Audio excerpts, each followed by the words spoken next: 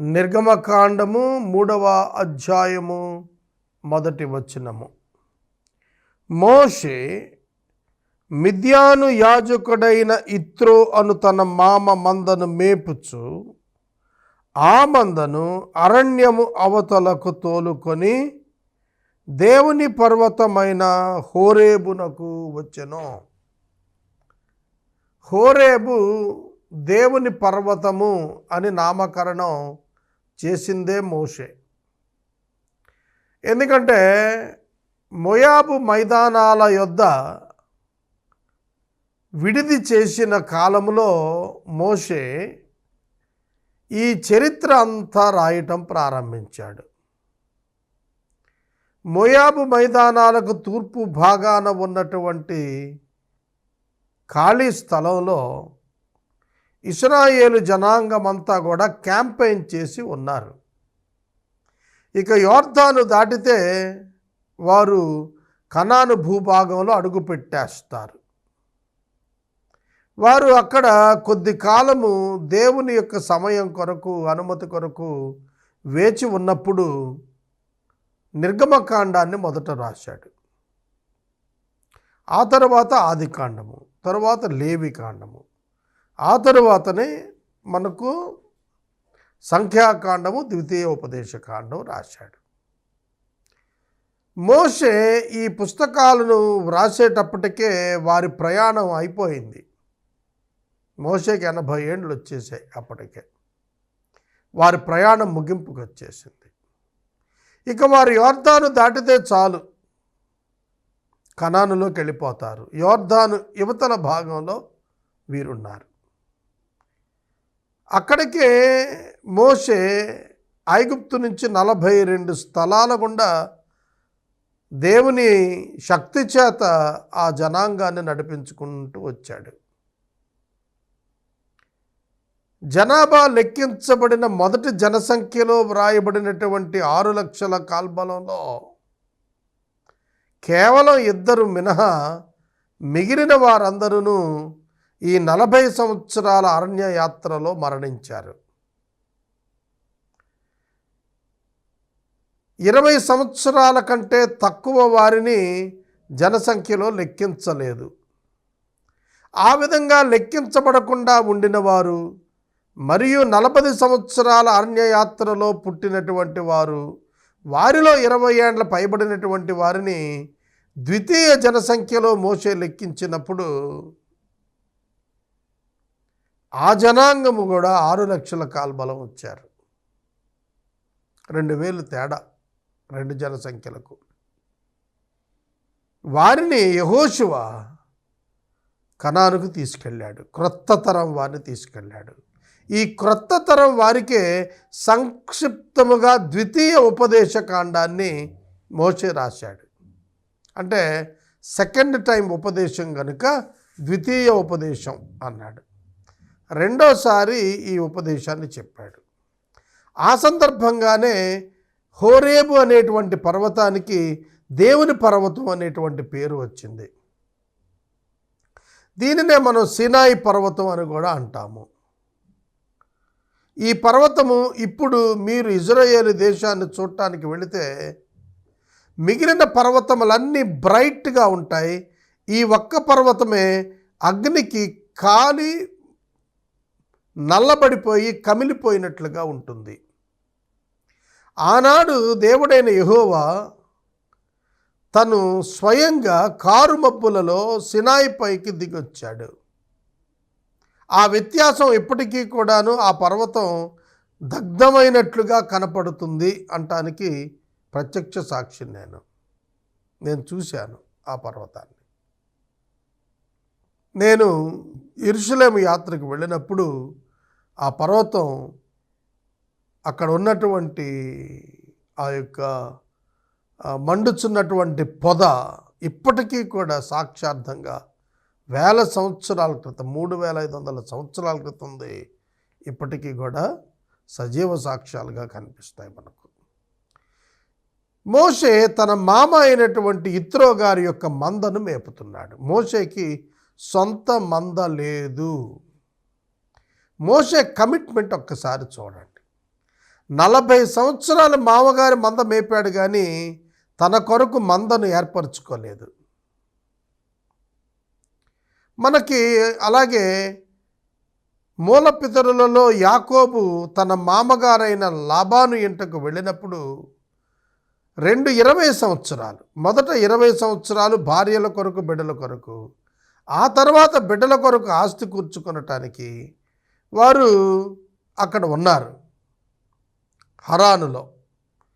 ఈ హరానులో వాళ్ళు ఉన్నప్పుడు యాకోబు తన కొరకు తన బిడ్డల కొరకు మందలను సంపాదించుకున్నాడు. కానీ మోషే తన కొరకు మందను సంపాదించుకోలేదు. ఏమిటి వ్యత్యాసం? దర్శనం, అవగాహన. దేవుడు తన ప్రజలను విమోచించుట కొరకు పిలిచాడు, కావున నా వ్యక్తిగత మంద నాకు అవసరం లేదు, మామగారి మందనే మేపుతాను, అంతవరకు వచ్చిన దానితోనే జీవిస్తాను అనేది మోషే కమిట్మెంట్. ఇవాళ ఎంతోమంది దైవ సేవకులు వారి దర్శనమును బట్టి సాధారణమైన వారిగా ఉండిపోయారు. లోకంలో వారి యుక్తి శక్తులతో విస్తారంగా సంపాదించుకోవచ్చు, కానీ ఆ మార్గంలోనికి వెళ్ళక దేవుని మార్గంలో కొనసాగారు. అది వారి కమిట్మెంట్ అని మనకు అర్థమవుతుంది. హోరేబు పర్వతం దగ్గరకు ఆ మందను తోలుకుని వచ్చాడు. ఇక్కడ ఒక సూపర్ న్యాచురల్ విషయాన్ని చెప్పాలి. దేవుడు పరలోకము నుండి ఈ దృశ్యమంతా చూస్తున్నాడు. మోషే యొక్క 80 ఏండ్ల జీవితము దేవునికి తెరిచిన పుస్తకమే. అలాగుననే నీ జీవితం కూడా దేవునికి తెరిచిన పుస్తకమే. ఆయన కన్నులకు మరుగైనది ఏదియూ లేదు. నీ బలము, నీ బలహీనత అన్నీ ఎరిగినవాడు దేవుడు. ప్రభువు పరలోకం నుండి చూస్తున్నప్పుడు మోషే ఆ హోరేబు పర్వతం యొద్ద ఆయనకు కనబడుతున్నాడు. దేవుడు తనను తాను మోషేకు ప్రత్యక్షం చేసుకోవాలని అనుకున్నాడు, అందుకే ప్రత్యక్షమయ్యాడు. ఏ మానవుడు తన యొక్క స్వయాన తాను దేవుని చూడలేడు. బైబిల్ గ్రంథంలోని దేవుని విశేషత ఏమిటంటే తానే మనుషులకు తన ప్రణాళిక ప్రకారం ప్రత్యక్షమవుతూ వచ్చాడు.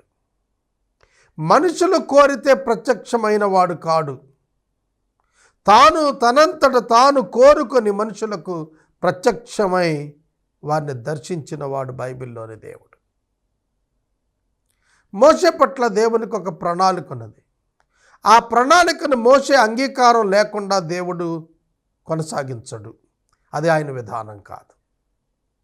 ఆయన మనుషులను దాసులుగా చూడడు, స్నేహితులుగా చూస్తాడు. యంత్రాలుగా చూడడు, మనుషులుగా చూచి విలువనిచ్చి స్వేచ్ఛనిస్తాడు. ఎవరిని బలవంతాన తన సేవ కొరకు వాడుకోడు, అంగీకరించిన తరువాతే తన సేవలో వాడుకోగలడు. అతనిని ఆకర్షించుటకు దేవుడు స్వయంగా తన యొక్క దూతను పంపాడు. కొంచెం జాగ్రత్తగా వినాలి. బైబిల్ గ్రంథంలో దూతగా, యెహోవా దూతగా ప్రత్యక్షమైనది ఎవరు?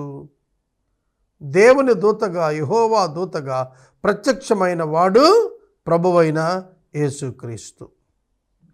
వాక్యము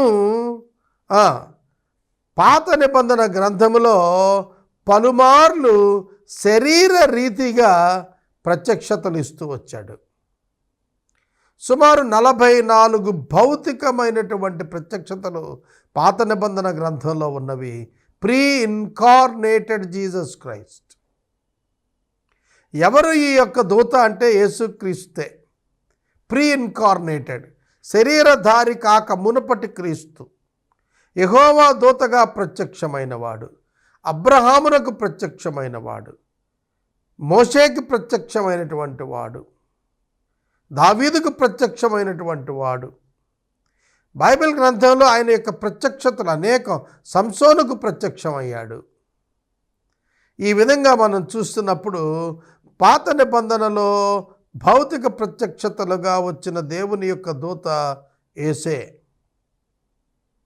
దేవుని వాక్యమైన వాడే.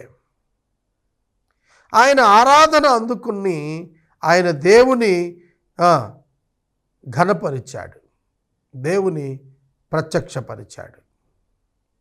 బైబిల్ గ్రంథంలో దేవుడు ఎవరు అనేది సమానమైనటువంటి అవగాహన లేకుండా మన అంతటా మనము దేవునికి ఇచ్చుకునేటువంటి లక్షణాలను బట్టి కానీ, మనంతటా మనము దేవునికి ఆపాదించుకునేటువంటి భావాలతో కానీ బైబిల్ దేవుణ్ణి తెలుసుకోలేము. ఇది చాలా ప్రధానమైనటువంటి మాట. బైబిల్ దేవుణ్ణి యేసుక్రీస్తునందే కనుగొనగలుగుతాము. ఆయనకు వెలుపట దైవ ప్రత్యక్షత లేనేలేదు. చూడండి, ఒక పొద నడిమిని అగ్నిజ్వాలలలో యెహోవా దూత మోషేకి ప్రత్యక్షమయ్యాడు. అతడు చూచినప్పుడు అగ్ని వలన పొద మండుచున్నది కానీ ఆ పొద కాలిపోలేదు. ఇది ఇశ్రాయేలీయులకు గుర్తుగా చూపబడిన దర్శనం. పొద మండుచున్నది అగ్నితో, కానీ కాలిపోలేదు. 400 సంవత్సరాలు పరాయి దేశంలో ఇజ్రాయేలు జనాంగము 6 లక్షల కాల్బలంగా ఉన్న వీరు ఎంతో అగ్ని వంటి శ్రమల చేత శోధించబడ్డారు. కానీ వారు వృద్ధి చెందారే కానీ నాశనం కాలేదు. కాబట్టి మండుచున్నటువంటి ఈ పొద శ్రమానుభవాలలో ఉన్నటువంటి ఇశ్రాయేలు జనాంగానికి చక్కటి మాదిరి పోలికగా కనిపిస్తున్నాయి. దేవుని శక్తి చేత ఆ జాతి నిలిచి ఉన్నది. దేవుని మాట వలన ఆ జాతి నిలిచి ఉన్నది. కాబట్టి ఆ జాతి నశించలేదు. దాని మాదిరిగా ఒక పొద మండుచూ ఉన్నది. అది ఎండిపోయిన పొద మండిపోతూ ఉంది, కానీ నాశనం కావటం లేదు. ఇది వింత. ఇశ్రాయేలీయులను అణిచిన కొలది ఆశీర్వదించబడ్డారు, అణిచిన కొలది విస్తరించారు, బలవంతము చేయబడిన కొద్ది బలవంతులయ్యారు. అణిచివేయాలని అనుకుంటే ఆశీర్వదించబడ్డారు వీరు. అదే విచిత్రం బైబిల్ గ్రంథంలో. దేవుని పిల్లలు బహు విధములైనటువంటి శ్రమానుభవాలను పొందుతారు. తద్వారా నాశనం కావలసింది పోయి అభివృద్ధి చెందుతారు. అదే విచిత్రం. దేవుని పిల్లలు ఎన్నటికీ నాశనం కారు. కనుక ఈ యొక్క పొద మండిపోతోంది, కానీ కాలి బూడిద కాలేదు, దగ్ధమై మరుగైపోలేదు. కార్చిచ్చు సాధారణమే కొండలపై. నేను నా మొట్టమొదట అనుభవం 30 ఏళ్ల క్రితం నేను సేవకు వచ్చిన కొత్తలో తూర్పుగోదావరి జిల్లాలో అరణ్య ప్రాంతంలో ఉన్నటువంటి నా బంధువు గారిని కలుసుకోవటానికి వెళుతున్నప్పుడు నాకు దూరంగా కొండల మీద మంటలు కనపడ్డాయి. నా ప్రక్కనున్న సేవకుడిని అడిగాను, బాబు ఏమిటంటే వాటిని కార్చిచ్చులు అంటారండి. అవి అరణ్యములో చెట్ల రాపిడి చేత కలిగి ఆ చెట్లు మాడి మసైపోతాయి, అక్కడతో ఆగిపోతుంది అని. ఆ మధ్యన ఆస్ట్రేలియా దేశంలో అడవులు అంటుకుపోయాయి, కొన్ని దినాల పాటు తగలబడ్డాయని చెప్పి మనం చూసాం, నెలల పాటు. అలాగే భారతదేశంలో తిరుమలలో కూడాను అరణ్యం అంటుకొని తగలబడిపోయింది. చూడండి, ఎండినటువంటి ఆ పొద మండిపోతున్నప్పుడు నాశనం అవ్వాలి, కానీ అవ్వటం లేదు. ఇది వింత. దేవుడు మోషేను ఆకర్షించటానికి, మోషేతో మాట్లాడటానికి ఆ పొదలోనికి దిగొచ్చాడు. టు అట్రాక్ట్ హిమ్, అతన్ని ఆకర్షించటానికి ఆ పొదలో నిలిచి దేవుడు ఎదురు చూస్తున్నాడు. మోషే తన మామ మంద మేపుకుంటున్నాడు. ఇది ఒక పూటలో జరిగిందని నేను అనుకోను, ఎందుకంటే అరణ్యాలలో కార్చిచ్చులు సాధారణమే. మీరు ఇవాళ ఒక చోట చూస్తే సాయంకాలం అయ్యేటప్పటికి అది కొంత దూరము పాకి అక్కడ మండుతుంటుంది, ఎందుకంటే యువతల భాగం అంతా కాలిపోతుంది కనుక. కానీ ఈ పొద అక్కడే ఉండి మండుతోంది. అదే వింత, అదే ఆకర్షణీయం. మోషే చూచాడు. ఎంత సమయం గడిచినా ఆ పొద అక్కడ కాలుతూనే ఉంది కానీ నాశనం కావటం లేదు. ఏమిటి ఎంత అగ్ని వస్తుంటే ఈ ఎండిపోయిన పొద కాలటం లేదేమిటి, నాశనం అవటం లేదేమిటి? What happened? ఏమైంది? ఇది గొప్ప వింతలాగా అనిపిస్తోందే. Supernatural action of God. ఎండిపోయిన పొద తగలబడుతూ ఎంతసేపు ఉంటుంది? కొన్ని గంటల్లో మాయమవ్వాలి. కానీ దానికి ఎంత సమయం మోషే గుర్తించడానికి తీసుకున్నాడు ఇక్కడ రాయలేదు. కానీ నా అంచనా అయితే it is more than 1 day. కనుక ఒక దినం కంటే ఎక్కువే సమయం గమనించి ఉంటాడు దాన్ని. ఆ సందర్భంలో మోషే అక్కడికి వెళ్ళాడు. ఆ పొద కాలిపోలేదు, నేను చూస్తాను, ఆ తట్టుగా వెళ్ళి ఈ గొప్ప వింత చూస్తాను అనుకున్నాడు. The curiosity in the heart of Moses. మోషే అంతరంగములో వచ్చేటువంటి ఆ ఉత్సుకత, వచ్చేటువంటి ఆ యొక్క ఆసక్తి, దాని చేత అతడు డ్రైవ్ చేయబడి అక్కడికి వెళ్ళటం, ఇదంతా కూడా దేవునికి తెలుసు. అందుకే దేవుడు ఆ విధంగా ప్రత్యక్షమించాడు. కనుక ఒక మనిషి యొక్క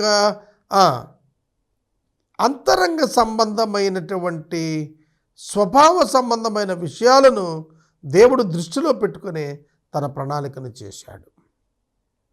మోషే ఆ దిక్కుగా తప్పకొస్తాడా, మనకెందుకులే అనుకునే మనస్తత్వం కాదు మోషేది. నేను వెళ్ళాలి, చూడాలి, దాని సంగతి చూడాలి, అది మోషే మనస్తత్వం. అందుకనే ఐగుప్తులో ఉన్నప్పుడు ఒకడిని చంపి పాతి పెట్టాడు. కనుక ఇన్వాల్వ్ అయ్యేటువంటి మనస్తత్వం ఉన్నవాడు మోషే. దేవుని సేవకుడు ఇన్వాల్వ్ అయ్యే మనస్తత్వం కలిగి ఉండాలి. ఏదైనా సంభవిస్తున్నప్పుడు అది నాకెందుకులే అని వెళ్ళిపోకూడదు. ఏమిటిది అబ్నార్మల్గా ఉంది condition, what should I do, నేనేం చేయాలి ఈ టైంలో అని ఆలోచించగలిగిన వాడే సేవకుడు కాగలుగుతాడు. నేను నా పరిచర్యకు వచ్చిన 30 ఏండ్లలో నేనెన్నడూ ఇతరులు చేసే పని చేయటానికి ఇష్టపడేవాడిని కాదు. ఎవరు చేయని పనులు, ఎవరు ఊహించని పనులు, ఎవరు అటెంప్ట్ చేయని పనులు నేను ఎన్నిక చేసుకునేవాడిని. కనుక ఒక యూనిక్నెస్ నా లైఫ్లో నేను ఎక్స్పీరియన్స్ చేశాను. చివరాఖరికి వచ్చేటప్పటికి టెలివిజన్లో ఎవ్వరూ రాకపూర్వమే అనుదిన కార్యక్రమాన్ని నేను శ్రీకారం చుట్టూ నడిపించడం ప్రారంభించాను. విదేశీ సహాయంతో కూడా చేయలేని కార్యాలు విదేశీ సహాయం లేకుండా దేవుడు నా ద్వారా చేయించగలిగాడు. కారణం ఏంటంటే ఉత్సుకత, ఆసక్తి. కనుక మన అంతరంగంలో జోక్యము చేసుకునేటువంటి మనస్తత్వం ఉన్నదా? జోక్యము చేసుకున్నాడు, వెళ్ళి చూడాలనుకున్నాడు. That is the character of Moses, original character of Moses. దేవునికి తెలుసు అది. కనుక ఆ పొద ఎలా కాలిపోలేదో, he wants to investigate the position, he wants to interact on that. ఆ విషయం మీద పరిశోధించడానికి వెళుతున్నాడు. క్రైస్తవ్యంలో నీవు ఎంతకాలంగా ఉంటున్నావు? బాధ్యతల విషయంలో నువ్వు ఏ విధంగా ఉంటున్నావు? మండుతున్నటువంటి పరిస్థితులను గుర్చినటువంటి ఆ అద్భుతమైనటువంటి ఒక గొప్ప విచారణ చేయుటకు నువ్వు సిద్ధంగా ఉన్నావా? దానిని చూచుటకు అతడు ఆ తట్టు వచ్చుట యెహోవా చూచెను. వండర్ఫుల్. అతడు నడుస్తూ ఉన్న ప్రతి అడుగు దేవుడు చూస్తున్నాడు.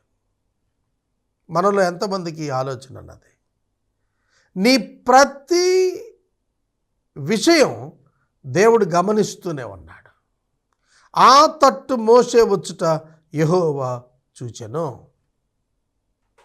చూస్తున్నారా?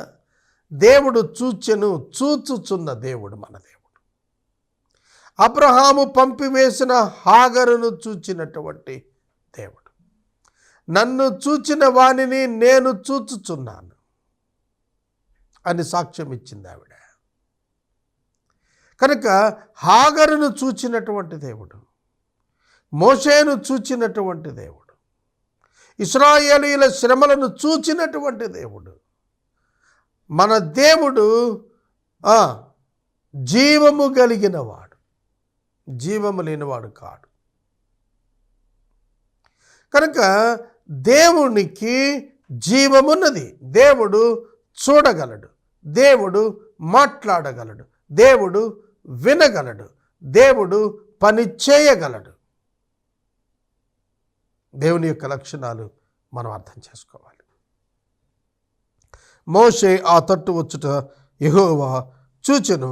దేవుడు ఆ పొద నడుమ నుండి మోషే మోషే అని అతనిని పిలిచెను. చూడండి మీరు, యెహోవా దూత అతనికి ప్రత్యక్షమైందని రాశాడు. అదే యెహోవా దూతను అదే మోషే దేవుడు అని కూడా వ్రాస్తున్నాడు. హోషేయ గ్రంథం 12వ అధ్యాయం 3వ వచనంలో యాకోబు మగసిరి గలవాడై దేవునితో పోరాడాడు, దేవుని దూతతో పోరాడి జయమొందాడని యేసుక్రీస్తు ప్రభు యబ్బోకురేవులో యాకోబునకు ప్రత్యక్షమయ్యాడని సెలవిచ్చాడు. యెహోవా దూత అనే ప్రత్యక్షత యేసుక్రీస్తు శరీరధారి కాకపూర్వము యెహోవా దూతగా పాత నిబంధనలో పలు భక్తులకు ప్రత్యక్షమయ్యాడు. ఆయన నరపుత్రునిగా ప్రత్యక్షమయ్యాడు. బైబిల్ గ్రంథం అంతా కూడా దీనిని సాక్ష్యం ఇస్తోంది. దేవుడు ఆ పొద నడుమ నుండి మోషేను 2 పర్యాయాలు మోషే మోషే అని పిలిచెను. దేవుని పిలుపు ఎన్నడూ అతడు ముందు వినలేదు. ఇదే మొదటిసారి. కానీ మోషే ఆ స్వరాన్ని గుర్తిస్తున్నాడు. చిత్తము ప్రభువా అని అంటున్నాడు. దేవుని స్వరము దేవుని బిడ్డలు గుర్తెరగగలుగుతారు. యోహాను సువార్తికుడు 10వ అధ్యాయంలో గొర్రెలకు నేను మంచి కాపరిని, నా గొర్రెలు నా స్వరము వినును, నా గొర్రెలు నా స్వరము వినును, అవి నన్ను గుర్తుపట్టును, నేను వాటిని గుర్తిస్తాను, అవి నన్ను గుర్తిస్తాయి. దేవుని ప్రజలు దేవుని గుర్తిస్తారు, దేవుని మాటను గుర్తుపడతారు. బైబిల్ గ్రంథం it's a revealed word of God. దేవుని యొక్క ప్రత్యక్షపరచబడిన వాక్ అది. ఆ వాక్కునందు దేవుని గుణలక్షణాలు బహిర్గతమయ్యాయి. దానికి విరోధముగా దేవుడు ఎన్నడూ ఏమీ చెయ్యడు. 2 తిమోతి పత్రిక 2వ అధ్యాయం 13వ వచనంలో దేవుడు తన స్వభావమునకు వ్యతిరేకముగా ఏమీ చేయలేడు అని వ్రాయబడింది. చేయలేడు. God cannot do against to his nature. ఆయన స్వభావానికి వ్యతిరేకంగా ఆయన ఏమి చేయడు. కాబట్టి ఇక్కడ చూడండి, మోషే మోషే అని పిలిచినప్పుడు మోషే ఆయనను గుర్తిస్తున్నాడు. చిత్తము ప్రభువా అంటున్నాడు. చిత్తము ప్రభువా అన్న తర్వాత దేవుడు మోషేకు తనను గుర్చిన నాలెడ్జ్ ఇస్తున్నాడు. Moses identified that he is God. దేవుడని ఆయనను గుర్తుపట్టినప్పటికీ ఆ దేవుడు ఎవరో చెప్పదలుచుకున్నాడు. కనుక దేవుడు తనను గుర్చిన సమాచారము తన బిడ్డలకు బయలుపరిస్తేనే తప్ప అర్థం కాదు. దేవుడు తనంతట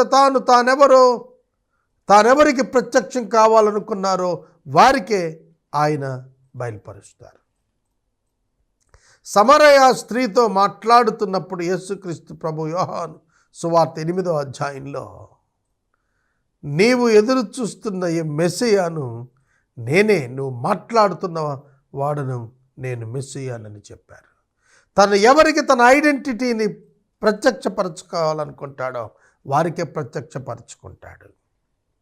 అందుకనే చిత్తము ప్రభువా అన్నటువంటి మోషేతో ఆయన అంటున్నాడు, దగ్గరకు రావద్దు, దగ్గరకు రావద్దు, నీ పాదముల నుండి నీ చెప్పులు విడువము, నీవు నిలిచి ఉన్న స్థలము పరిశుద్ధ స్థలము. ఆదికాండము 28వ అధ్యాయం 15-17 వచనాల్లో ఒక కల కన్నాడు యాకోబు. ఆ కలలో దేవుడు అతనికి ప్రత్యక్షమయ్యాడు. దేవుడు ఒక నిచ్చెన పైగా పరలోకంలో నిలబడి ఉన్నాడు. ఆ నిచ్చెన ఒక కొన పరలోకంలో, ఒక కొన భూమి మీద ఉండి దేవదూతలు ఎక్కుచూ దిగుచూ ఉండగా ఈ దృశ్యము మిక్కిలి భయంకరం. ఇది దేవుడు నివాస స్థలమే గాని మరొకటి కాదని యాకోబు అక్కడ దేవునికి బలిపీఠాన్ని కట్టాడు. ఆ రాతి మీద నూనె పోసి మందిరం అవుతుందని ప్రకటన చేశాడు. కనుక దేవుని యొక్క ప్రత్యక్షత దేవుని బిడ్డలు గుర్తిస్తారు. దేవుడు అంటున్నారు, దగ్గరకు రావద్దు, నీవు నిలిచి ఉన్న స్థలము పరిశుద్ధ స్థలము, నీ చెప్పులను తొలగించు. పరిశుద్ధ స్థలములో చెప్పులు తొలగించమంటున్నాడు. నీ పాదరక్షలు నువ్వు విడవాలి అక్కడ అంటున్నాడు. ఇవాళ మనం చర్చెస్లో ఈ కల్చర్ పాటిస్తున్నాము. చర్చెస్లో పాదరక్షలు వెలుపట ఉంచి లోపలికి వెళతాము, పరిశుద్ధ స్థలం అనేటువంటి భావన కొరకు. వాస్తవాన అక్కడ ఏ పరిశుద్ధ స్థలం లేదు క్రొత్త నిబంధన ప్రకారం, కానీ అదొక భక్తిభావంగా ఏర్పరచుకున్నాం మనం. కానీ ఆనాడు ప్రభువు చెబుతున్నాడు, నీ పాదరక్షలను విడువు, ఇది పరిశుద్ధ స్థలం, నీవు నిలిచి ఉన్న స్థలము పరిశుద్ధ స్థలము, దేవుడు ఇక్కడ ఉన్నాడు. పాత నిబంధన గ్రంథం అంతా కూడాను దేవుని యొక్క ప్రత్యక్షత ఎక్కడైతే ఏ స్థలములో అయితే ఉన్నదో అది పరిశుద్ధ స్థలంగా, అనగా ప్రత్యేకించబడిన స్థలంగా దేవుడు ఉంచేవాడు. దానిలో ఎవరు అనుమతి లేనిది తాకకూడదు ఆ భూమిని. సీనాయి పర్వతం మీదకు ప్రభు దిగొచ్చినప్పుడు కూడా నిర్గమ 19లో ఆ పర్వతపు అంచును ముట్టినవాడు చస్తాడు, సెపరేట్ చేశాడు ఆ కొండను మిగిలిన భూభాగం నుండి. ఆ టెరిటరీ తన స్వాధీనానికి తీసుకున్నాడు. ఆ అంచు ముట్టినవాడు చస్తాడన్నాడు. He made it holy. తను దిగొచ్చాడు, అది పరిశుద్ధమైనది. అనుమతున్న ఒక్క మోషే తప్ప ఇంకెవడు రాటానికి వీల్లేదు. ఎవరైనా ముట్టుకునే యత్నం చేస్తే చస్తారు, ఆఖరికి జంతువైనా సరే చచ్చిపోతుంది అన్నాడు. It's the holy place where God stands. దేవుడు ఎక్కడ నిలిచాడో అది పరిశుద్ధ స్థలంగా చెప్పబడింది. కనుక అనుమతించబడిన వానికే తప్ప మరొకనికి ఆ పరిశుద్ధ స్థలంలో నిలిచే భాగ్యం దొరకదు. మోషే అనుగ్రహం పొందినటువంటి వాడు. అందుకే నీ చెప్పులు తీసి నీవు నిలబడు అంటున్నాడు. ఆయన తనను గురించి తాను చెప్పుకుంటున్నాడు, నేను నీ తండ్రి దేవుడను, అబ్రహాము దేవుడను, ఇస్సాకు దేవుడను, యాకోబు దేవుడను. అమ్రాము అప్పటికే చనిపోయాడు. మోషే తండ్రి అమ్రాము చనిపోయాడు. నలుగురిని కూడా దేవుడు తన పేర్లతో పిలుస్తున్నాడు, వారిని సజీవులుగా పెట్టి పిలుస్తున్నాడు. ప్రభువారు తాను జీవించినటువంటి దినాలలో ఏమని చెబుతున్నారు? ప్రభువు మాట్లాడుతున్నప్పుడు అబ్రహాముతో ప్రత్యక్షమైనటువంటి దేవుడు, ఇస్సాకునకు ప్రత్యక్షమైన దేవుడు, యాకోబునకు ప్రత్యక్షమైన దేవుడు కదా. అందుకనే తను తన పేరును తన ఇజ్రాయేలు జనాంగానికి చెప్పాలనుకున్నప్పుడు వారి పితరులతో మాట్లాడిన సందర్భాలను జ్ఞాపకం చేసి వారు ఏ దేవుడిని అయితే వెంబడించారో ఆ దేవుడిని నేను అని చెప్పాడు. వాళ్ళు పాసాన్ అయిపోయారు, కానీ దేవుడు అలా నిల్చున్నాడు. వారు కూడా దేవుని యొక్క సన్నిధిలో సజీవులుగానే ఉంచబడ్డారు. ఆయన సజీవులకే దేవుడు, మృతులకు దేవుడు కాడని స్వయంగా యేసు ప్రభువే చెప్పారు. అబ్రహాము, ఇస్సాకు, యాకోబులకు నేను దేవుణ్ణి అన్నప్పుడు తాను సజీవుడై వారును సజీవులైన వారని చెప్పాడు. మృతులను సజీవులుగా చేసేటువంటి దేవుని యందు వారు విశ్వాసం ఉంచినటువంటి వారు అని చెప్పాడు. కాబట్టి నీవు నిలిచిన స్థలము పరిశుద్ధ స్థలము అనగా, మరియు ఆయన నేను నీ తండ్రి దేవుడను, అబ్రహాము దేవుడను, ఇస్సాకు దేవుడను, యాకోబు దేవుడను అని చెప్పగా మోషే తన ముఖమును కప్పుకొని దేవుని వైపు చూడవెరచెను, భయపడెను. ఎందుకని మోషే దేవుని వైపు చూడటానికి ఎందుకు భయపడ్డాడు? ఆదికాండము గ్రంథము 32వ అధ్యాయంలో యాకోబు అంటాడు, నేను దేవుని ముఖమును చూచి తిని అయినా బ్రతికి తిని. పెనూయేల్ అనేటువంటి పేరు పెట్టాడు, the face of the Lord. Manoah తన భార్యతో అంటాడు, మనం దేవుణ్ణి చూసా చచ్చిపోతా అని. ఆమె చెప్పింది, దేవుడు నేను చంపేటైతే ఎందుకు కనపడతాడు? నీకు తనను తాను తగ్గించుకున్న ప్రత్యక్షత ఇచ్చి తానెవరో నీకు తెలిసేటట్టుగా చేశాడు తప్ప నిన్ను చంపడానికి కాదని ఆవిడ క్లారిఫికేషన్ ఇచ్చింది. నిర్గమకాండం 33వ అధ్యాయం 20వ వచనంలో మోషేతో దేవుడు స్వయంగా చెబుతున్నాడు, ఏ నరుడును నన్ను చూడడు, చూచి బ్రతుక చాలడు, చనిపోతాడు. ఎవడును ఎన్నడును ఎప్పుడునూ దేవుని చూడలేదు, వాక్యం సెలవిస్తుంది. యేసుక్రీస్తు ప్రభువు తప్ప దేవుణ్ణి ఎవడు ఎన్నడు ఎప్పుడు ఎక్కడ చూడలేదు. ఆదాము మొదలుకొని చివరి మానవుని వరకు కూడా ఎప్పుడు ఎన్నడూ ఎవరు దేవుని చూడలేదు. యేసుక్రీస్తే దేవుణ్ణి మానవులకు బయలుపరిచాడు, ప్రత్యక్షపరిచాడు. కనుక బైబిల్ గ్రంథం అంతటిలో ప్రత్యక్షమైన దేవుడు యేసే. యేసును 2000 సంవత్సరాల నుంచే లెక్కిస్తున్నారా? అది భౌతిక జననమును గుర్చినటువంటి సమాచారం మాత్రమే. 2000 సంవత్సరాలు అనేది ఆయన ముందున్నవాడు, ఆయన ఆది అయినవాడు, ఆయన అంతమైనటువంటి వాడు, ఆయన కంటే ముందు ఏది లేదు, ఆయనే అన్నిటికీ ప్రారంభమైన వాడు, ఆది సంభూతుడు ఆయన. కాబట్టి నేను అబ్రహాము, ఇస్సాకు, యాకోబుల దేవుడిని అన్నప్పుడు మోషే ఆ వైపు చూడటానికే భయపడ్డాడు, ఎందుకంటే చనిపోతానని. He had the knowledge of God. దేవుని గురించిన ఆ అనుభవ జ్ఞానం అతనుకున్నది.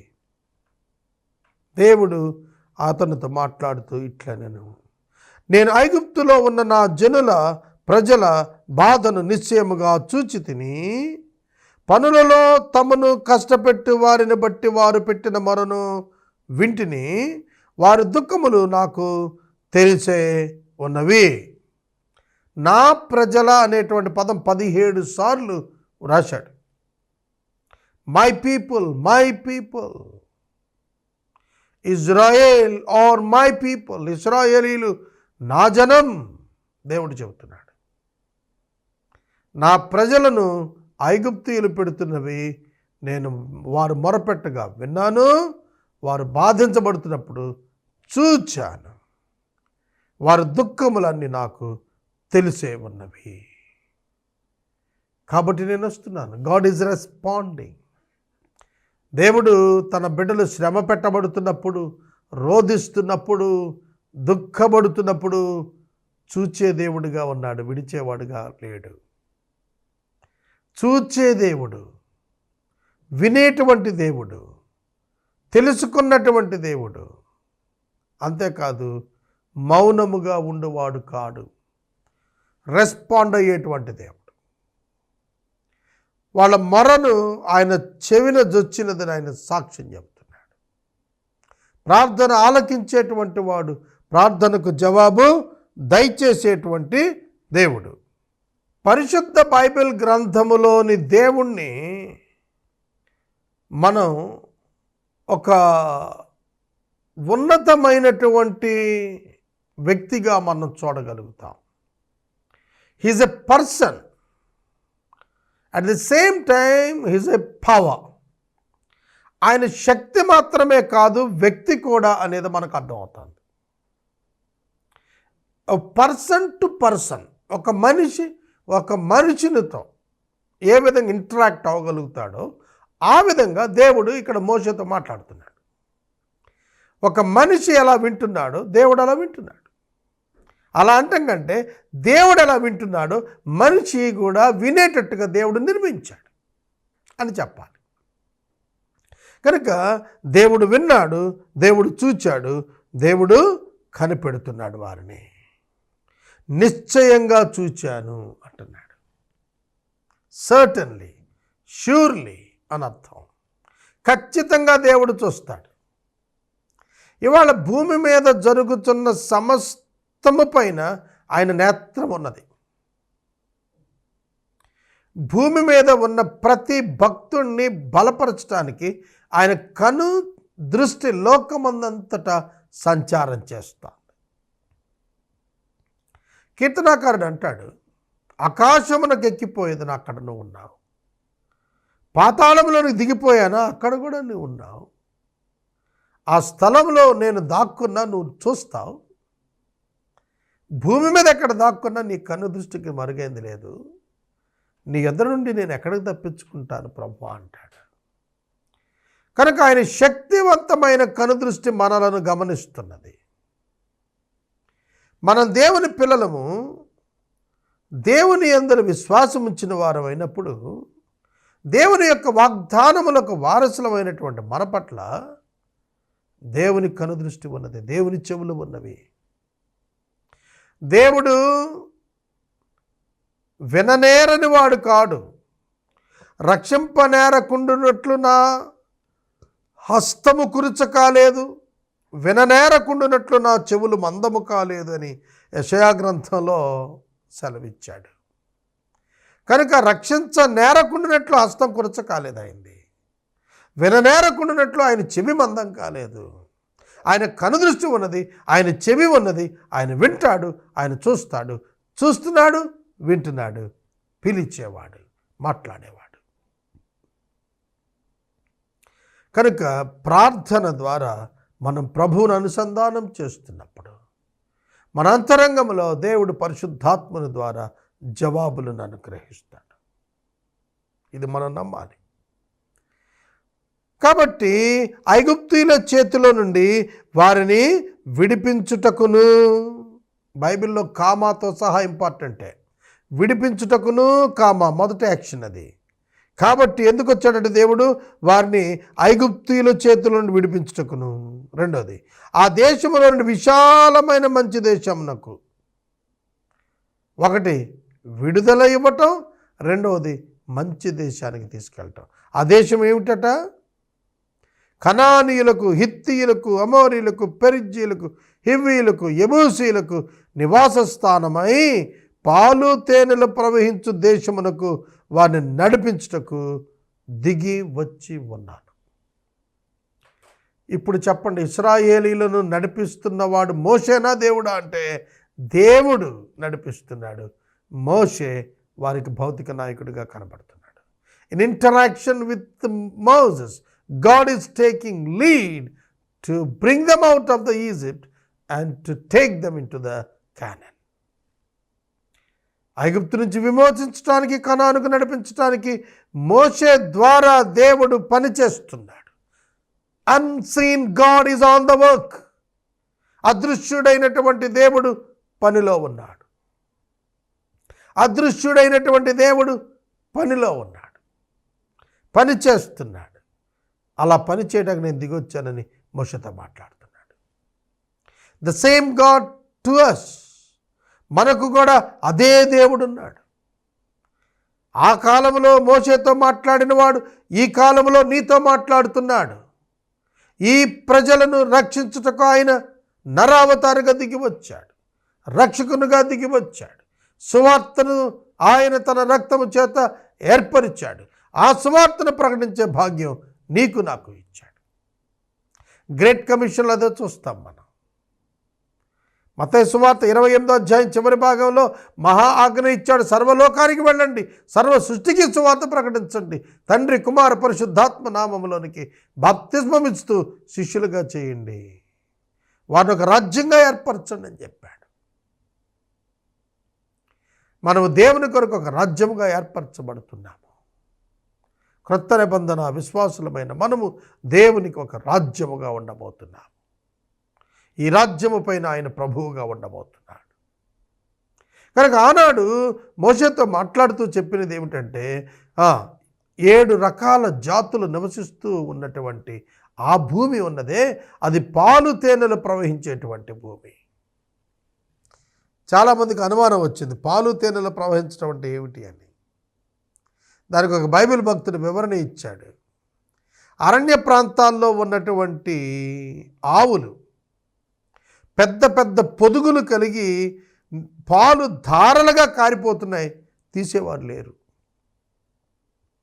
అలాగే తేనె తుట్టెలు నిండిపోయి ధారలుగా కారిపోతూ ఉండేయట. తేనె ధారలుగా కారుతూ ప్రవహిస్తుందట భూమి మీద. అంతటి ఫెర్టైల్ ల్యాండ్. ఎంత ఫెర్టైల్ ల్యాండ్ అంటే అది, నేను ఆ దేశం వెళ్ళినప్పుడు చూశాను. వేరుశనగకాయ మన వేరుశనగకాయ కంటే కూడా 4 రెట్లు ఉంటుంది.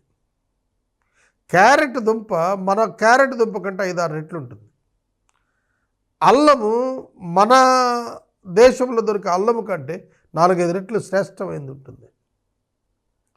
చాలా అద్భుతం. అక్కడ కొన్ని వందల వేల రకాల పూల మొక్కలతో నిండి ఉంటుంది. ఎప్పుడు ప్రపంచంలో మనం ఎక్కడ వీక్షించాం అంత గొప్ప సంపద. ఎటువంటి దేశం అది. ఇవాళ విడిచిపెట్టబడిన వారుగా ఉన్న ఇజ్రాయేలు దేశాన్నే దేవుడు అంతగా ఉంటే, అసలు ఆయన అంటుకట్టబడి ఉంటే ఇంకెంతటి ఆశీర్వాదం ఉండి ఉంటుంది అంటారు. అందుకనే భక్తుడు రాశాడు కదా, ఎష్కోలును గురించి రాశాడు. ఎష్కోల్ అంటే ద్రాక్ష గల. కనానులో వాళ్ళు వేగు చుట్టానికి వెళ్ళినప్పుడు 2 మనుషులు కావిడేసుకొని మధ్యలో ఒక్క ద్రాక్ష గల. ఇప్పుడు మనం అరటి గెలలు చూస్తాం, చాలా పెద్ద పెద్ద అరటి గెలలు చూస్తున్నాం మనం.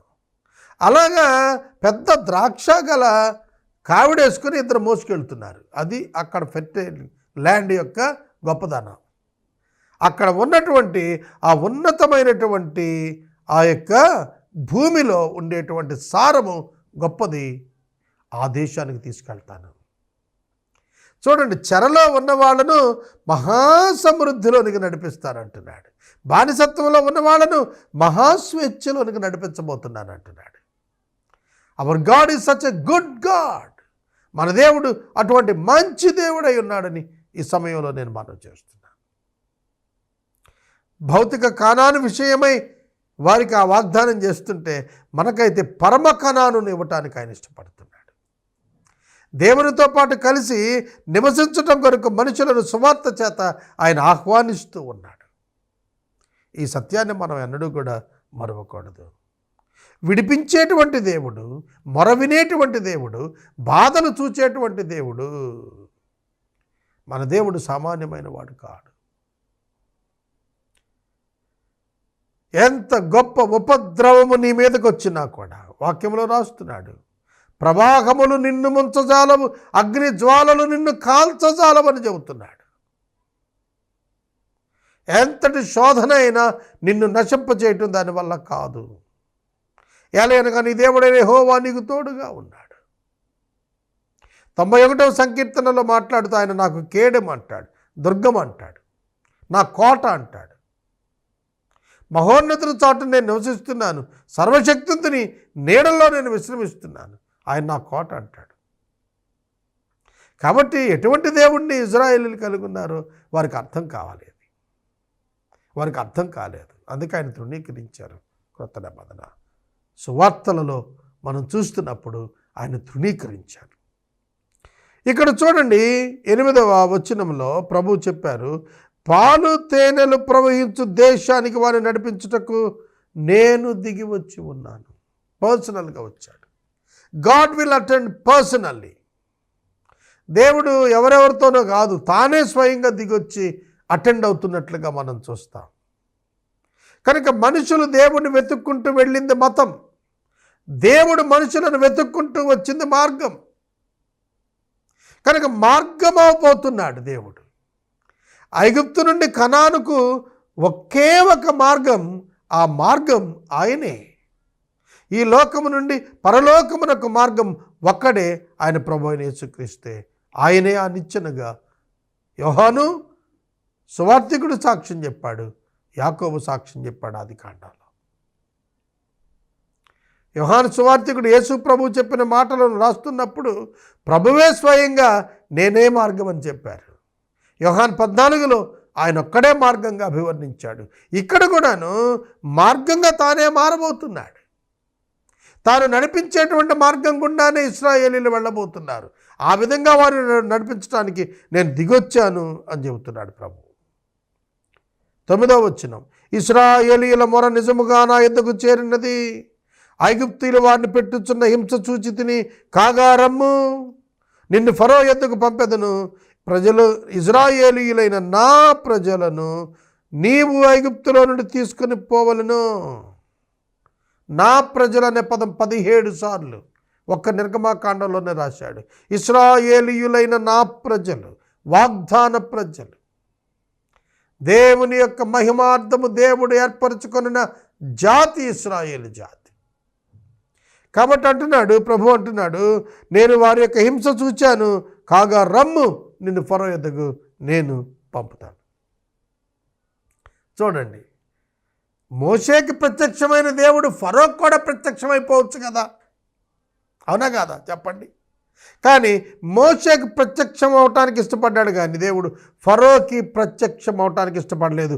Machine to the Gentiles only through the people of God. అవిశ్వాసులైన వారి యొద్దకు తన సువార్తను పంపుటకు దేవుడు మనుషులనే వాడుకుంటాడు. Human partnership with God and his purpose. దేవుని యొక్క ఉద్దేశాలకు ఒక భాగస్వామ్యం ఇవ్వటానికి మనుషులను దేవుడు ఆహ్వానిస్తున్నాడు.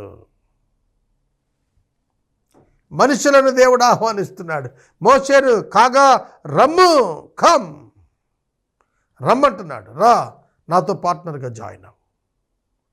నా మిషన్కి ఒక పార్ట్నర్ కావాలి, హ్యూమన్ పార్ట్నర్, అది నువ్వే కావాలి, రమ్మంటున్నాడు.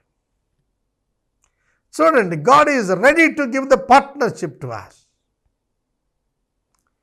మనం ఎంత భాగ్యవంతులం. అపోస్తలుడైన పౌలు అంటాడు, మేము దేవునితో కూడా జత పనివారం, కో-లేబరర్స్ విత్ గాడ్. దేవునితో జత పనివారము, co-labourers. What a great privilege it is. ఎటువంటి ఉన్నతమైనటువంటి భాగ్యము దేవునితో కూడా పనిచేయటం. దేవుడు ఒక పక్షమున కాడి మోస్తుండగా మరొక పక్షమున కాడి మోయుట. అందుకనే విలాపవాక్యులు అంటాడు, నరుడు యవన కాలమున కాడి మోయుట నరునికి మేలు, దానిని మోపినవాడు దేవుడే. It's a divine and human partnership. It is the blessing on the earth. భూమి మీద ఉన్న అన్ని ఉద్యోగముల కంటే గొప్ప ఉద్యోగం సువార్తికుని ఉద్యోగము. మనుషులను దేవునితో అనుసంధానపరిచేటువంటి ఉద్యోగము, సయోధ్యపరిచేటువంటి ఉద్యోగము, సమన్వయపరిచేటువంటి ఉద్యోగము. కనుక దేవుడు మోషేను తనతో పాటు పని చేయటానికి రమ్మంటున్నాడు. తాను అన్సీన్ గాడ్, కనపడని అదృశ్యుడైన దేవుడు కనిపించే ఒక సేవకుని ఏర్పరచుకొని అతనిని వాడుకుంటున్నట్టుగా వాక్యం మనకు కనిపిస్తుంది. It is the divine action. ఇది దేవుని యొక్క క్రియ. It is the divine style of walk. ఇది దేవుని యొక్క పని విధానము. గుర్తించండి మీరు, ఇది దేవుని పని విధానము. దేవుడు మనుషుల ద్వారానే మనుషులను దీవించుటకు ఏర్పాటు చేస్తున్నాడు. సూపర్ న్యాచురల్గా ఆయన గాల్లో దిగొచ్చేసి చేయడు, తన మనుషులను, తన సేవకులను పంపిస్తాడు. సహోదరుడు, సహోదరి, అందుకనే మంచి సమరయుడు కథ ప్రభువు నేర్పించాడు. దేవుడు దిగిరాడు, దేవుడు తన బిడ్డను వాడుకుంటాడు. దేవుడు ఒక మనిషిని వాడుకొని ఒక మనిషికి సహాయం చేస్తాడు. కనుక ఈ సిస్టమ్ దేవుడు అడాప్ట్ చేశాడు బైబిల్లో, అదే నడిపిస్తున్నాడు. ఆయన నిశ్చయముగా నేను నీకు తోడే ఉంటాను.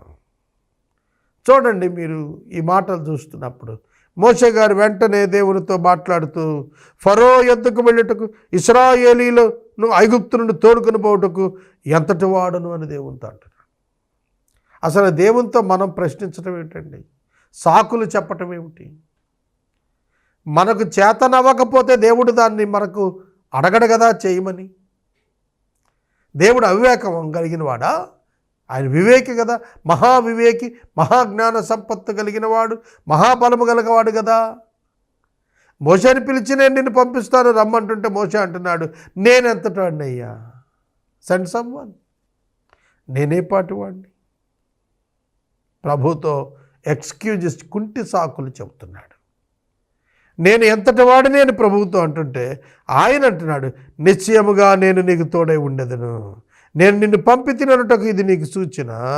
నీవు ఆ ప్రజలను ఐగుప్తులో నుండి తోడుకొని వచ్చిన తరువాత మీరు ఈ పర్వతం మీద దేవుని సేవిస్తారు.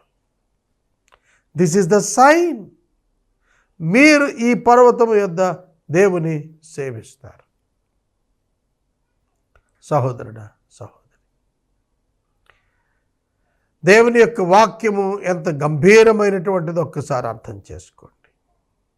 దేవుడు ఇశ్రాయేలీయులను విమోచించుటకు మోషేను ఎన్నిక చేసుకున్నాడు. మోషే దేవుణ్ణి ఎన్నుకోలేదు, మోషే దేవుని పనిని ఎన్నుకోలేదు. దేవుడు మోషేను ఎన్నుకున్నాడు. దేవుడు మోషే ద్వారా పని చేయుటకు ఇష్టపడ్డాడు. మన దేవుడు అటువంటి దేవుడు. నేను సేవను ఎన్నుకొనలేదు, దేవుడు నన్ను సేవకునిగా ఎన్నుకున్నాడు. It is God's appointment, not somebody's. ఇది మనం అర్థం చేసుకోవాలి. బైబిల్ ఆధ్యాత్మికం, మనం అర్థం చేసుకోవాలి. నేనెంతటి వాడను అని దేవునితో అంటే, నువ్వు భయపడద్దు, నేను నీకు తోడై ఉంటాను. నువ్వెంతటి వాడవో అని నిన్ను సేవకు పిలవలేదు, నేనెంతటి వాడనో ఎరిగిన వాడను కనుక సేవకు పిలిచానన్నాడు. ఇవాళ నీ శక్తి, నీ బలము, నీ జ్ఞానము, నీ తెలివితేటలతో దేవుని యొక్క శక్తి కార్యము సంపూర్ణం కాదు. అది ఆయన చేత మాత్రమే సఫలం చేయబడుతుంది. నేను బైబిల్ గ్రంథాన్ని ఆదికాండం నుండి ప్రకటన వరకు 3 సార్లు ప్రకటించి ఇది 4వసారి నేను ప్రకటన చేస్తున్నాను. ఇది నా వల్ల అవుతుందా? 20 సంవత్సరాలు ఏకధాటిగా నిరవధికంగా ప్రసారం చేస్తూనే ఉన్నాను. ఇది ఒక్క మనిషిగా నా వల్ల అవుతుందా? కాదు. నా క్యారెక్టర్ని బట్టి, నా వ్యక్తిత్వాన్ని బట్టి చూస్తే కానే కాదు. చంచలుడను నేను, స్థిరమైన బుద్ధి లేని వాడిని, నేను క్షణంలో మారిపోయేవాడిని. కానీ మార్పు లేని దేవుడు ఈ పనిని నా భుజములపై పెట్టినప్పుడు ఆయన కార్యాన్ని సంపూర్తి చేశాడు, కానీ నేను కాదు. నేనైతే చేయలేను. కొనసాగించాలని ఆశ ఉన్న కొనసాగించలేను. నా వల్ల అయ్యేది కాదు. అది ఆయన పని, ఆయనే చూచుకుంటాడు. ఆయన ఎన్నుకున్న వారిని ఆయన మహిమపరచడానికి, ఆయన పిలుచుకొని, ఆయన ఘనపరుచుకుని ఆయనే గొప్పవారిగా చూపిస్తాడు. మోషేకు అంత పేరు ప్రతిష్టలు వచ్చినాయి అంటే అతను సొంతం కాదు. అవి అనుగ్రహించబడ్డాయి. ప్రియమైన దేవుని బిడ్డలారా, ఇది మనం ఎన్నడూ కూడా మర్చిపోకూడదు. దేవుడు మోషేతో, నీవు ఇశ్రాయేలీయులను తోడుకొని వచ్చిన తరువాత ఈ పర్వతము మీద నన్ను సేవిస్తారు, ఇదే నేను నిన్ను పంపాను అంటానికి రుజువు అని చెబుతున్నాడు. చూడండి, నేను ఏ పాటి వాడను అనేటువంటి భావన పరిచర్యలో అతి ప్రధానమైన అర్హత.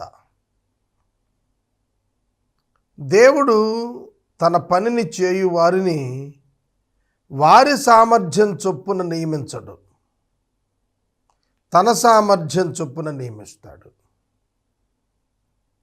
కనుక దేవుని సేవకు పిలువబడిన వారిని మీరు చూస్తే, కొరింథీయులకు పరిశుద్ధుడైన పౌలు గారు లేఖ రాస్తూ, మీలో అనేకులను ఆయన పిలిచిన పిలుపును చూడండి, ఏ విధమైనటువంటి వారిని పిలిచాడు అని చెప్తున్నాడంటే, చాలా అల్పమైనటువంటి వారిని, నీచమైనటువంటి వారిని సువార్త సేవకు పిలుచుకున్నాడు. కొరింథీయులకు పౌలు గారు వ్రాసిన మొదటి పత్రిక 1వ అధ్యాయము 29వ వచనం, ఏ శరీరియు దేవుని ఎదుట అతిశయింపకుండునట్లు జ్ఞానులను సిగ్గుపరచుటకు లోకములో నుండి వెర్రి వారిని దేవుడు ఏర్పరచుకొనెను, బలవంతులైన వారిని సిగ్గుపరచుటకు లోకములో బలహీనులైన వారిని దేవుడు ఏర్పరచుకొని ఉన్నాడు. ఎన్నికైన వారిని వ్యర్థము చేయుటకు దేవుడు లోకములో నీచులైన వారిని, తృణీకరింపబడిన వారిని, ఎన్నిక లేని వారిని దేవుడు ఏర్పాటు చేసుకొని ఉన్నాడు. అయితే ఆయన మూలముగా మీరు క్రీస్తు యేసునందు ఉన్నారు. అతిశయించువారు ప్రభువునందే అతిశయించవలెను అని వ్రాయబడినది నెరవేరునట్లు దేవుని మూలముగా యేసుక్రీస్తు మనకు జ్ఞానము, నీతి, పరిశుద్ధత, విమోచన అయ్యారు అని రాశాడు. గమనించండి, ఎన్నిక లేని వారు, తృణీకరించబడిన వారు, నీచులైన వారు, బలహీనులైనటువంటి వారు, వెర్రివారు అనే 5 కోవలకు చెందిన వారిని దేవుడు పిలుచుకుంటున్నాడు. మోషే 40 సంవత్సరాలు మిద్యాను అరణ్యంలో మామ ఇత్రో మందను మేపుతున్నాడు. ఇత్రో మందను మేపుతూ మోషే సంపాదించినటువంటి అనుభవం ఏమిటి అనగా సాత్వికం. మోషే సంపాదించిన అనుభవము ఏమిటి అనగా నిలకడ. మోషే సంపాదించినటువంటి అనుభవము ఏమి అనగా తన యొక్క అశక్తత ఏమో గుర్తెరుగుట.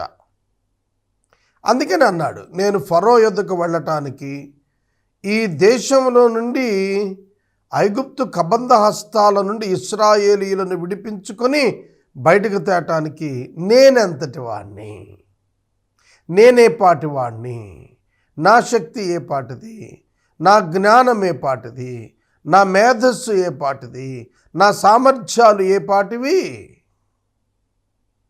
కాబట్టి నేను వెళ్ళనన్నాడు.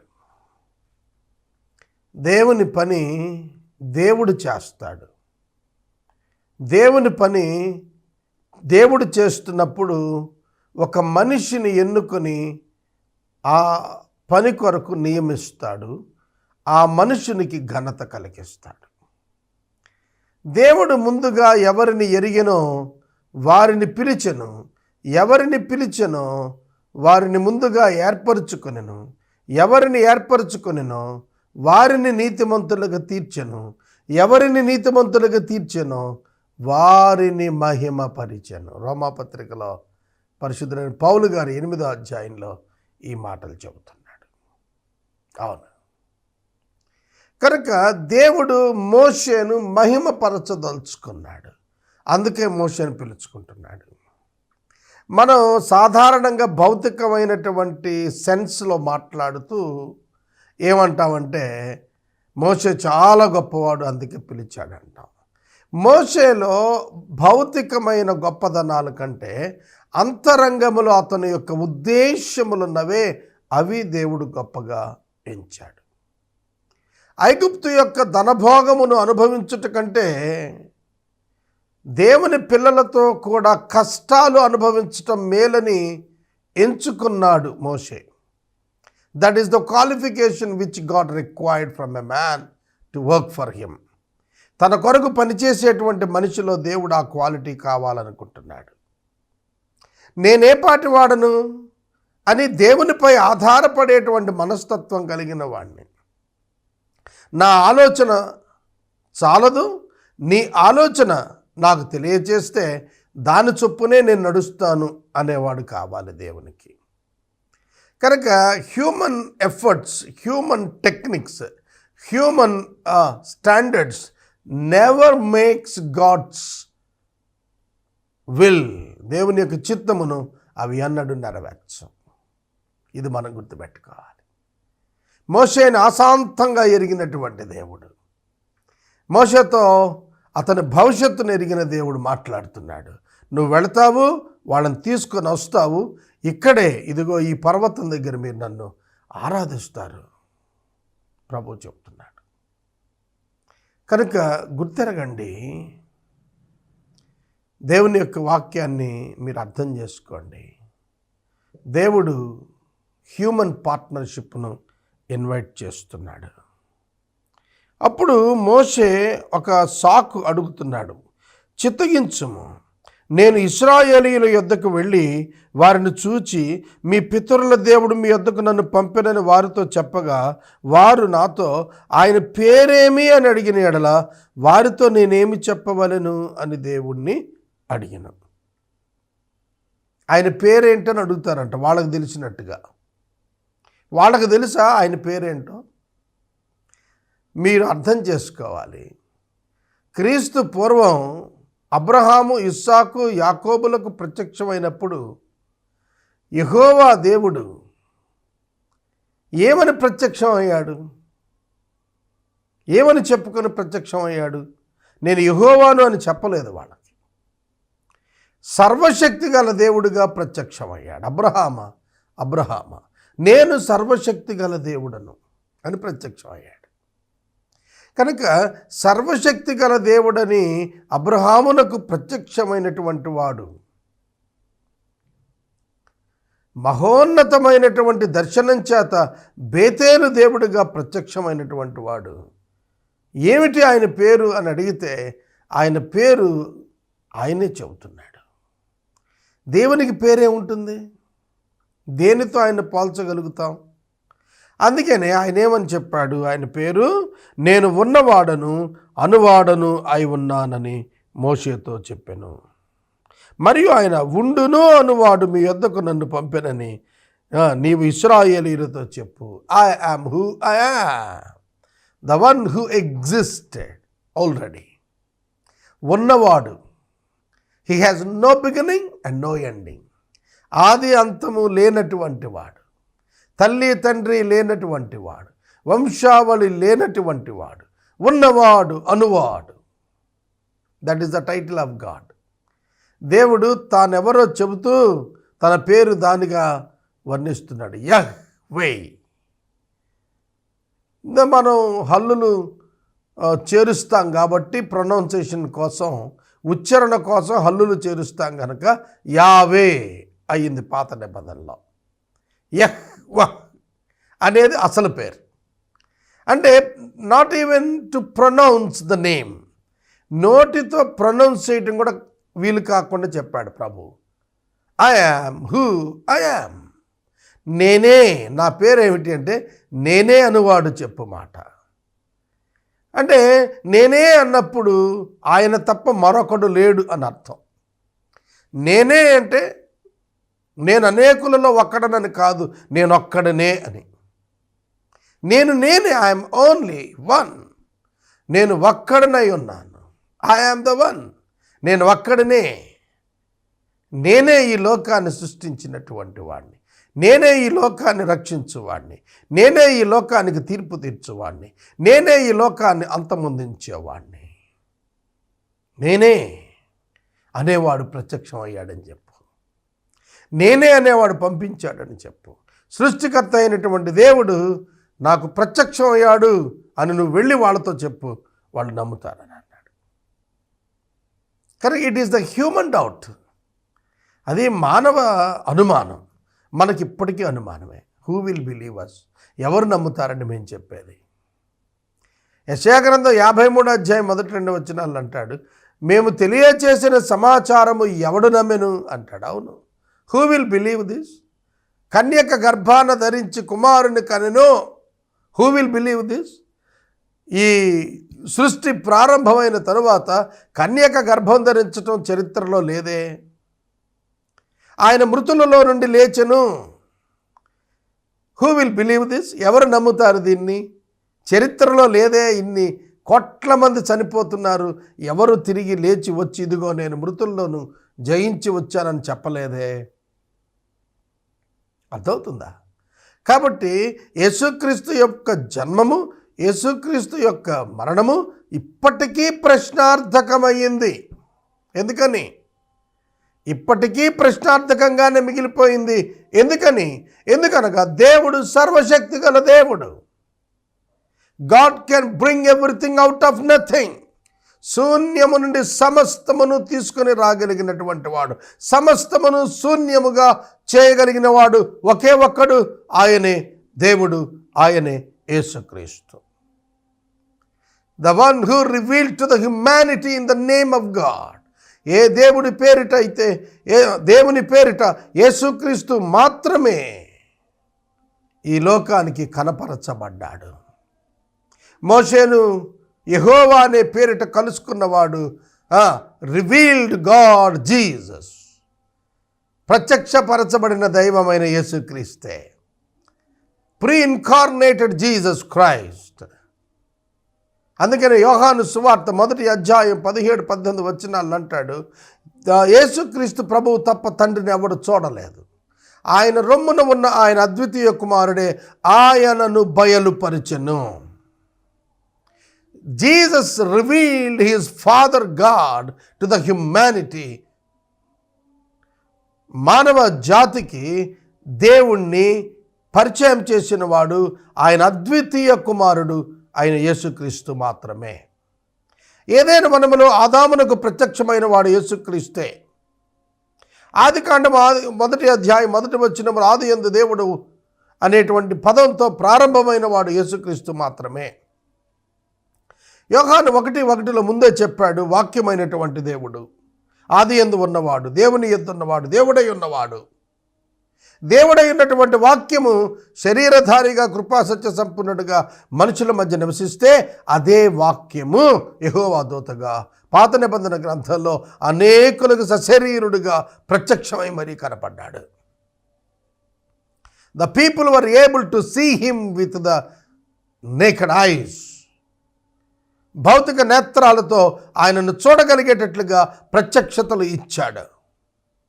పరలోకంలో ఉన్నటువంటి దేవుడు ఏ విధమైనటువంటి శక్తిని కలిగి ఆరాధనకు పాత్రుడో, ప్రత్యక్షమైనటువంటి ప్రభువు కూడా ఆరాధనకు పాత్రుడని తెలియపరచబడినట్లుగా తానే నరునిగా, తానే దూతగా ప్రత్యక్షమైనట్లుగా బైబిల్ అంతా కూడా చెబుతూ వచ్చాడు. This is the mystery of God revealed through the body of Jesus Christ.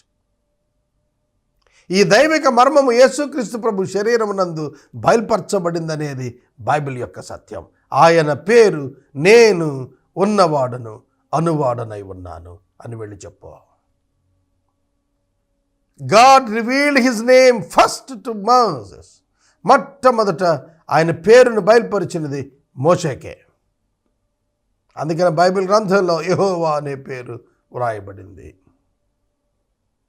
ఎరుగని వారు కన్ఫ్యూజ్ అయ్యే అవకాశం ఉంది. కన్ఫ్యూజ్ అవ్వక్కర్లేదు. యెహోవాగా ప్రత్యక్షతలు ప్రభువునవే. యెహోవాగా ప్రత్యక్షతలు ఆయన వాక్యమైన ప్రభువునవే. ఆయన వాక్యమే ఆయన్ని బయలుపరిచింది. లేఖనములను మీరు పరిశీలించుతున్నారు, అవే నన్ను గుర్చి సాక్ష్యం ఇస్తున్నాయన్నాడు ప్రభు అయిన యేసుక్రీస్తు. దేవునికి ఆధారం ఆయన వాక్యే. దేవుడు ఉన్నాడు అని చెప్పినది కనబడిన దేవుడు కాదు, వినబడిన దేవుడే. యోహాను 1:1 యోహాను పత్రిక 1:1 చెబుతున్నాడు, ఆది నుండి ఏది ఉండెనో,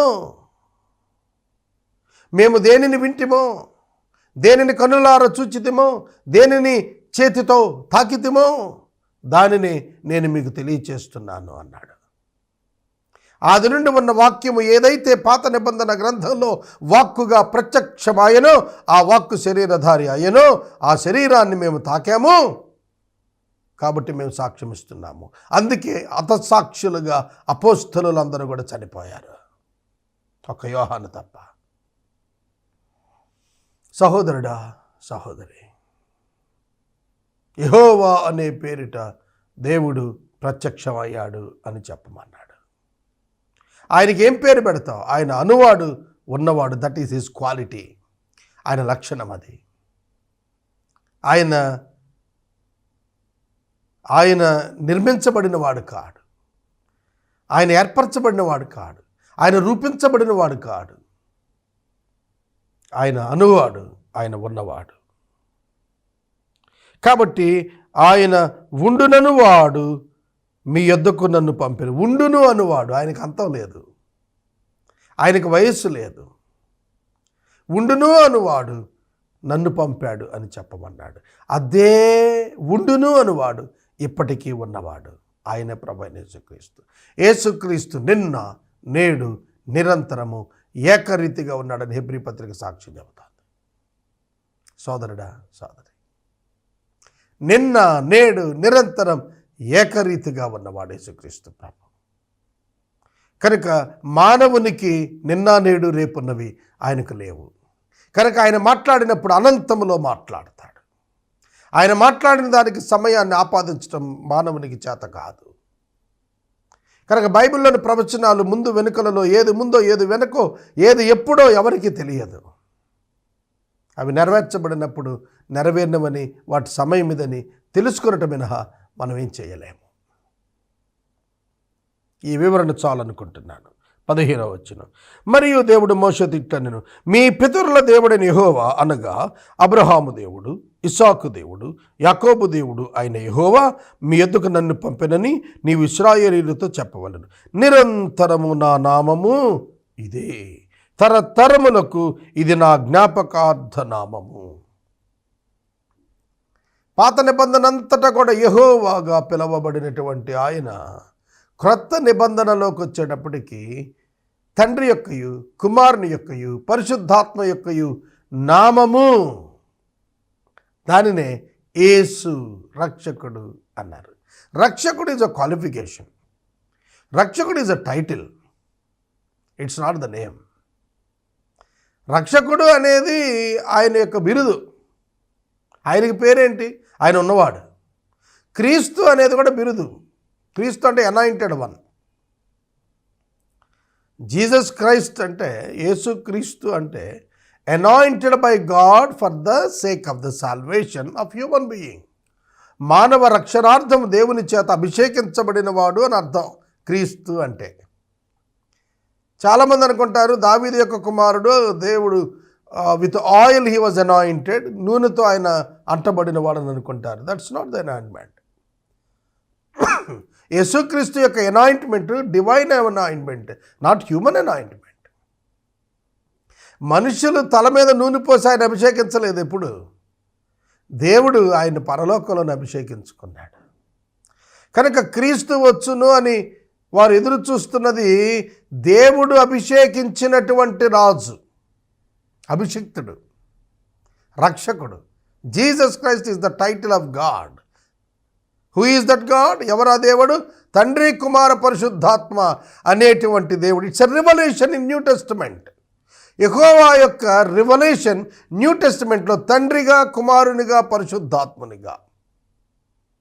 దాని రుజువే వెనక్కి వెళ్తే మనకు పాత నిబంధన అంతటా కూడా వారు ఆ విధంగానే మాట్లాడతారు. దేవుని వాక్కు, దేవుని ఆత్మ, దేవుడు,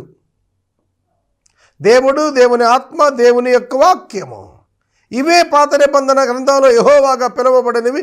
క్రొత్త నిబంధనలో యేసుక్రీస్తుగా పిలువబడుతున్నాయి. యేసుక్రీస్తు ప్రభువు యొక్క నామము, యేసు అనేటువంటి పేరు ఆయన పాపులను అనగా తన ప్రజలను పాపముల నుండి ఆయన విడిపిస్తాడు కనుక యేసు ఆయన పేరు. ఆయనకి ఎందుకు ఇచ్చారు ఆ పేరు? రక్షకుడు కనుక ఆ పేరు ఇచ్చారు. యేసు అనేటువంటి నామం ఆ దినాల్లో చాలా కామన్ పేరు. అయితే యేసుక్రీస్తు ప్రభువుకి వారికి ఉన్న వ్యత్యాసం ఏంటంటే, యేసుక్రీస్తు ప్రభువు మానవులను పాపము నుండి విమోచించేవాడు కనుక ఆయన యేసు. మిగతా వాళ్ళు యాషువ అంటే యెహోషువ, హోషియా. యెహోషువ, హోషియా, యేసు అనే మూడు పేర్లు కూడా, జీసస్ అనేటువంటి మూడు పేర్లు కూడా ఒకే విధమైనటువంటి నామము. పాత నిబంధనలో యెహోషువ ఉన్నాడు, హోషియా ఉన్నాడు. కాబట్టి ఈ నామము ఆయనకి ఇవ్వబడింది ఆయన పాపుల రక్షకుడు గనుక. కాబట్టి నేను ఎవరని చెప్పాలో తెలుసా?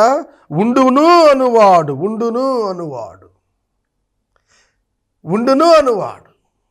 అబ్రహాముకు ప్రత్యక్షమైనప్పుడు ఉన్నవాడు, అబ్రహాము అనంతరము ఇస్సాకు, యాకోబు, యోసేపు, మోషే, సమూయేలు, దావీదు, ఈ విధంగా అపోస్తలులు, పౌలు, ఇలా వందల సంవత్సరాల కాలం, వేల సంవత్సరాల కాలం ప్రత్యక్షమవుతూ వచ్చి తన ఉనికిని చాటినటువంటి వాడు బైబిల్ గ్రంథంలోని దేవుడు.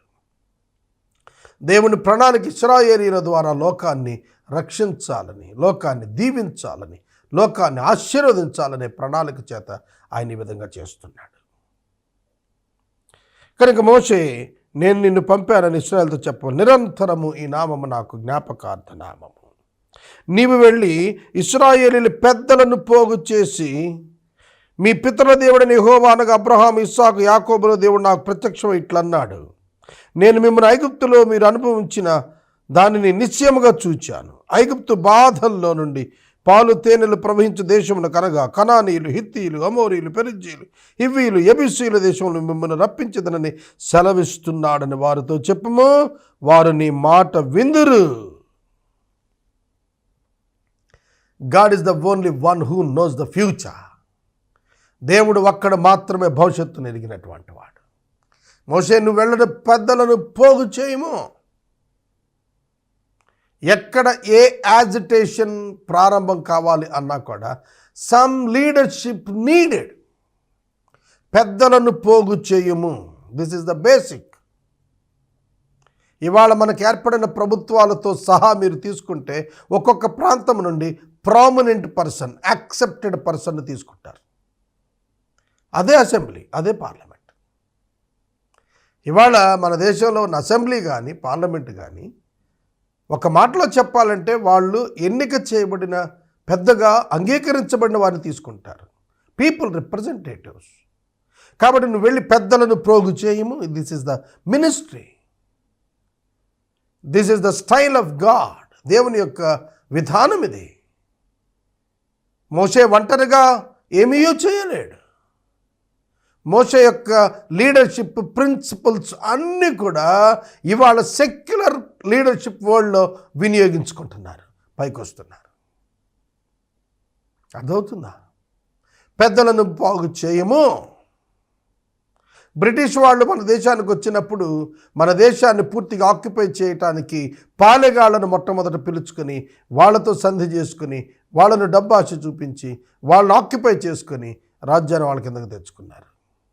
పెద్దలను పోగు చేయము. వాళ్ళని పోగు చేసినప్పుడు వారితో నువ్వు నా గురించి మాట్లాడు, నేను పంపానని మాట్లాడు. నేను ఏ దేశానికి మిమ్మల్ని పంపబోతున్నానో కనాను ఆ దేశం గురించి వాళ్ళకు చెప్పు. పాలు తేనెలు ప్రవహించు దేశం. People are motivated by the elders. స్థానిక పెద్దల చేతనే ప్రజలు రేకెత్తించబడతారని దేవుడు చెబుతున్నాడు. మోషేతో యాక్సెప్టెడ్ పర్సన్ కావాలి. ఎక్కడి నుండో వచ్చిన మోషే కామన్ పీపుల్ని రీచ్ కాలేడు.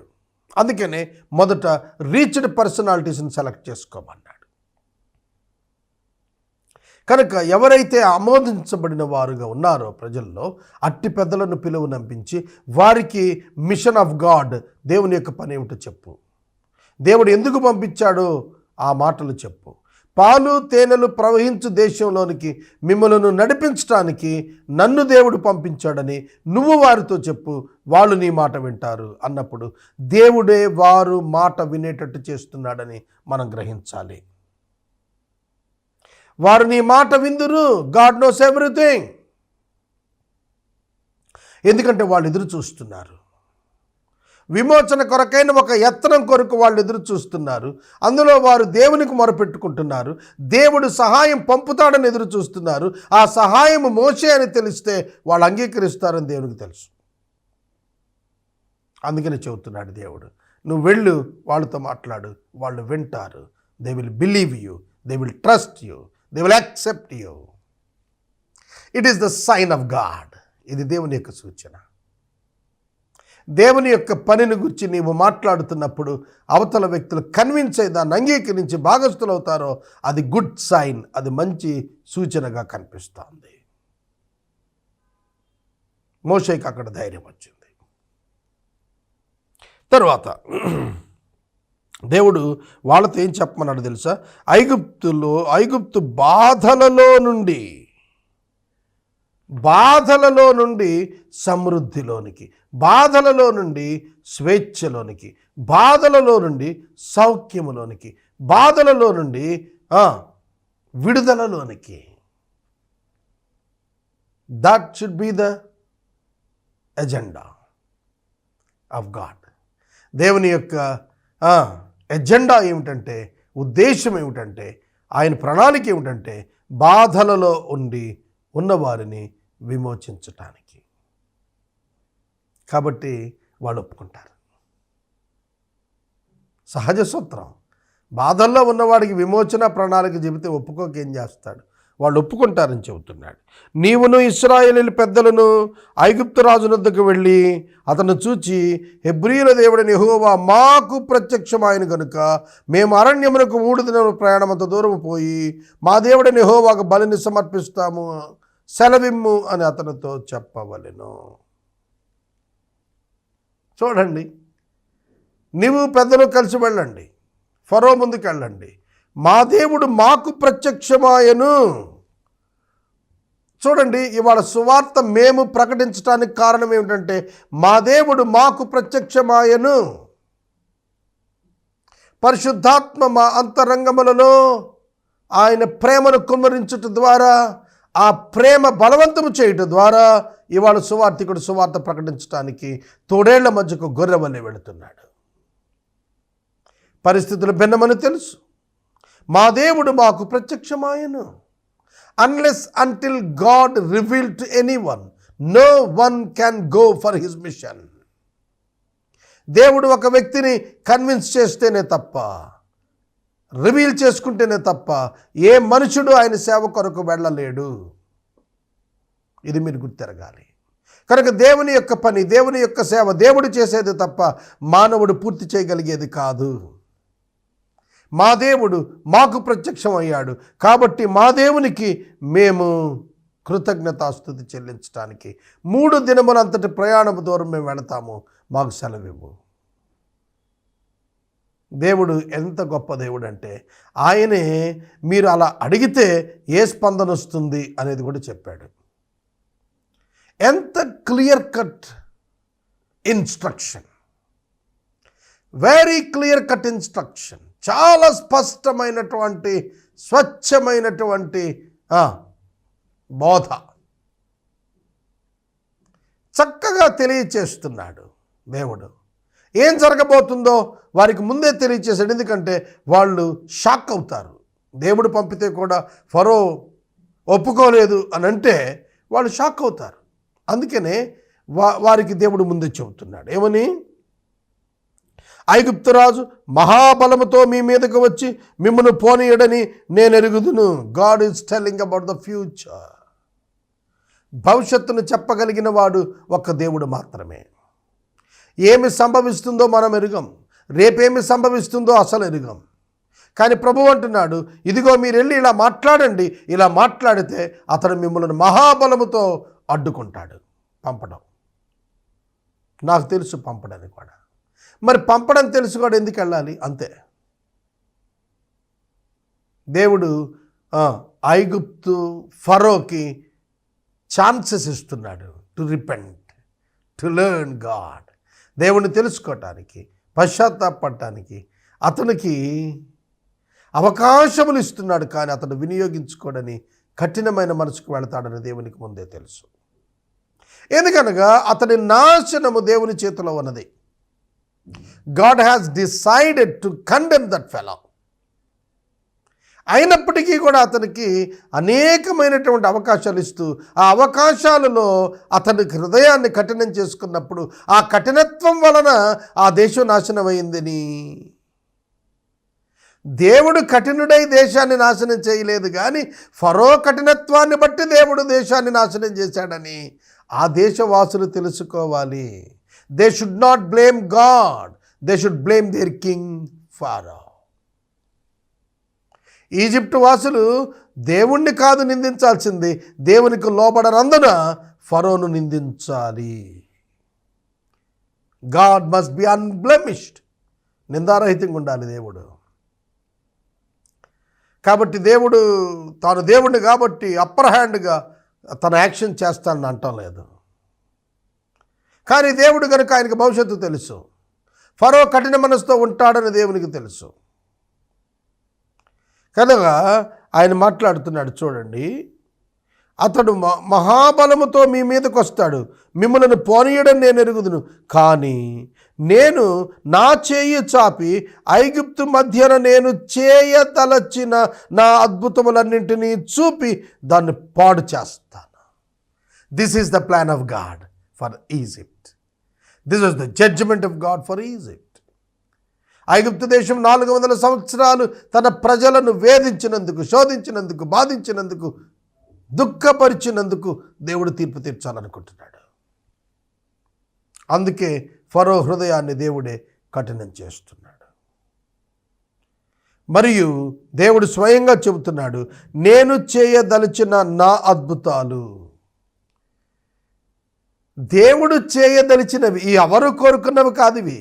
దేవుడు మోషే ద్వారా చేయించిన అద్భుతాలు ఉన్నవే, అవి దేవుడు చేయదలిచినవి, దేవుని చేత ఇవ్వబడినవి.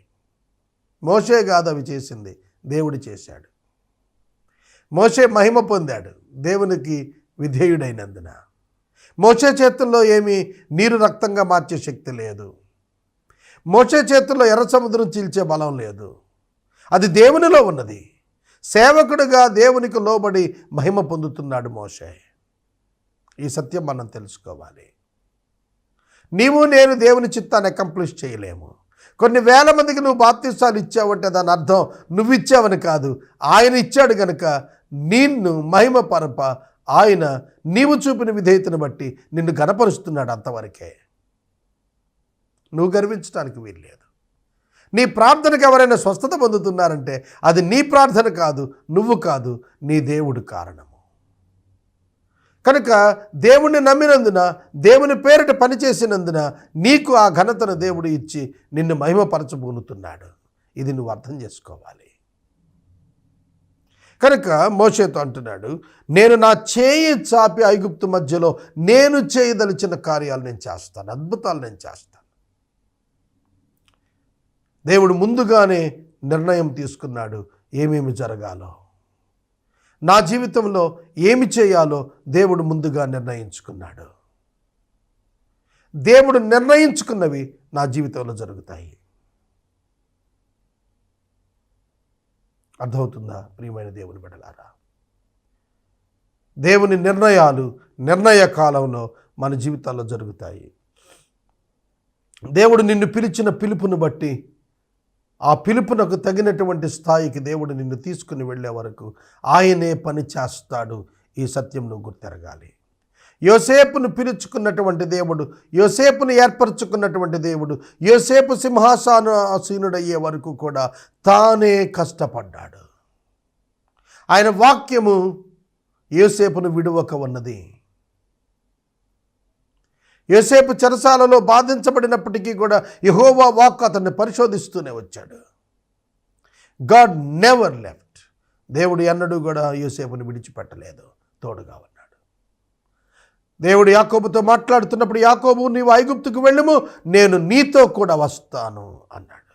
That is our God. ఊరికే మాట ఇచ్చి విడిచిపెట్టేవాడు కాడు, ఆయన మాట ఇస్తే వచ్చేవాడు. అందుకే మోషే దేవుని బ్రతిమలాడుకున్నాడు, దేవా నీవు లేకుండా ఒక్క అడుగు కూడా వేయనన్నాడు. దేవుడు కూడా తన అడుగు వేసిన తర్వాతే ఇజ్రాయేలీని అడుగు వేయమన్నాడు. What is the fear in the ministry? ఏమిటి నీకు పరిచర్యలో భయం? భయం అక్కర్లేదు. ఏమిటి నీ భవిష్యత్తులో నీకు భయం? భయం అక్కర్లేదు. He has his own way for you. నీ కొరకు ఆయనకు ఒక మార్గం ఉన్నది, ఆ మార్గాన్ని బయలుపరుస్తాడు. ఆదికాండం 32వ అధ్యాయంలో మహానయీములో దేవుని సేనలు మానవ సేనలు కలుసుకున్నాయని యాకోబు గుర్తెరిగాడు. This is the right way, I should go this way. ఇది సరైన మార్గం, దీనిలో కూడా నేను వెళ్ళాలని యాకోబు తెలుసుకున్నాడు. నేను మనవి చేస్తున్నాను, దేవుని యొక్క వాక్యం తెలియచేస్తోంది, దేవుడు నీ కొరకు ఏర్పరిచిన మార్గంలో దేవుడు నిన్ను నడిపించి తీరతాడు. కాబట్టి నువ్వు చేయాల్సిందల్లా ఏంటంటే trust him and obey him. నమ్మి విధేయత చూపు, మోకరించు, సాగిలపడు. మోషే, నేను నా అద్భుతములన్నింటినీ చూపి ఆ దేశాన్ని పాడు చేస్తాను, అటు తర్వాత అతడు మిమ్మును పంపివేయును. ఎప్పుడు పంపుతాడట?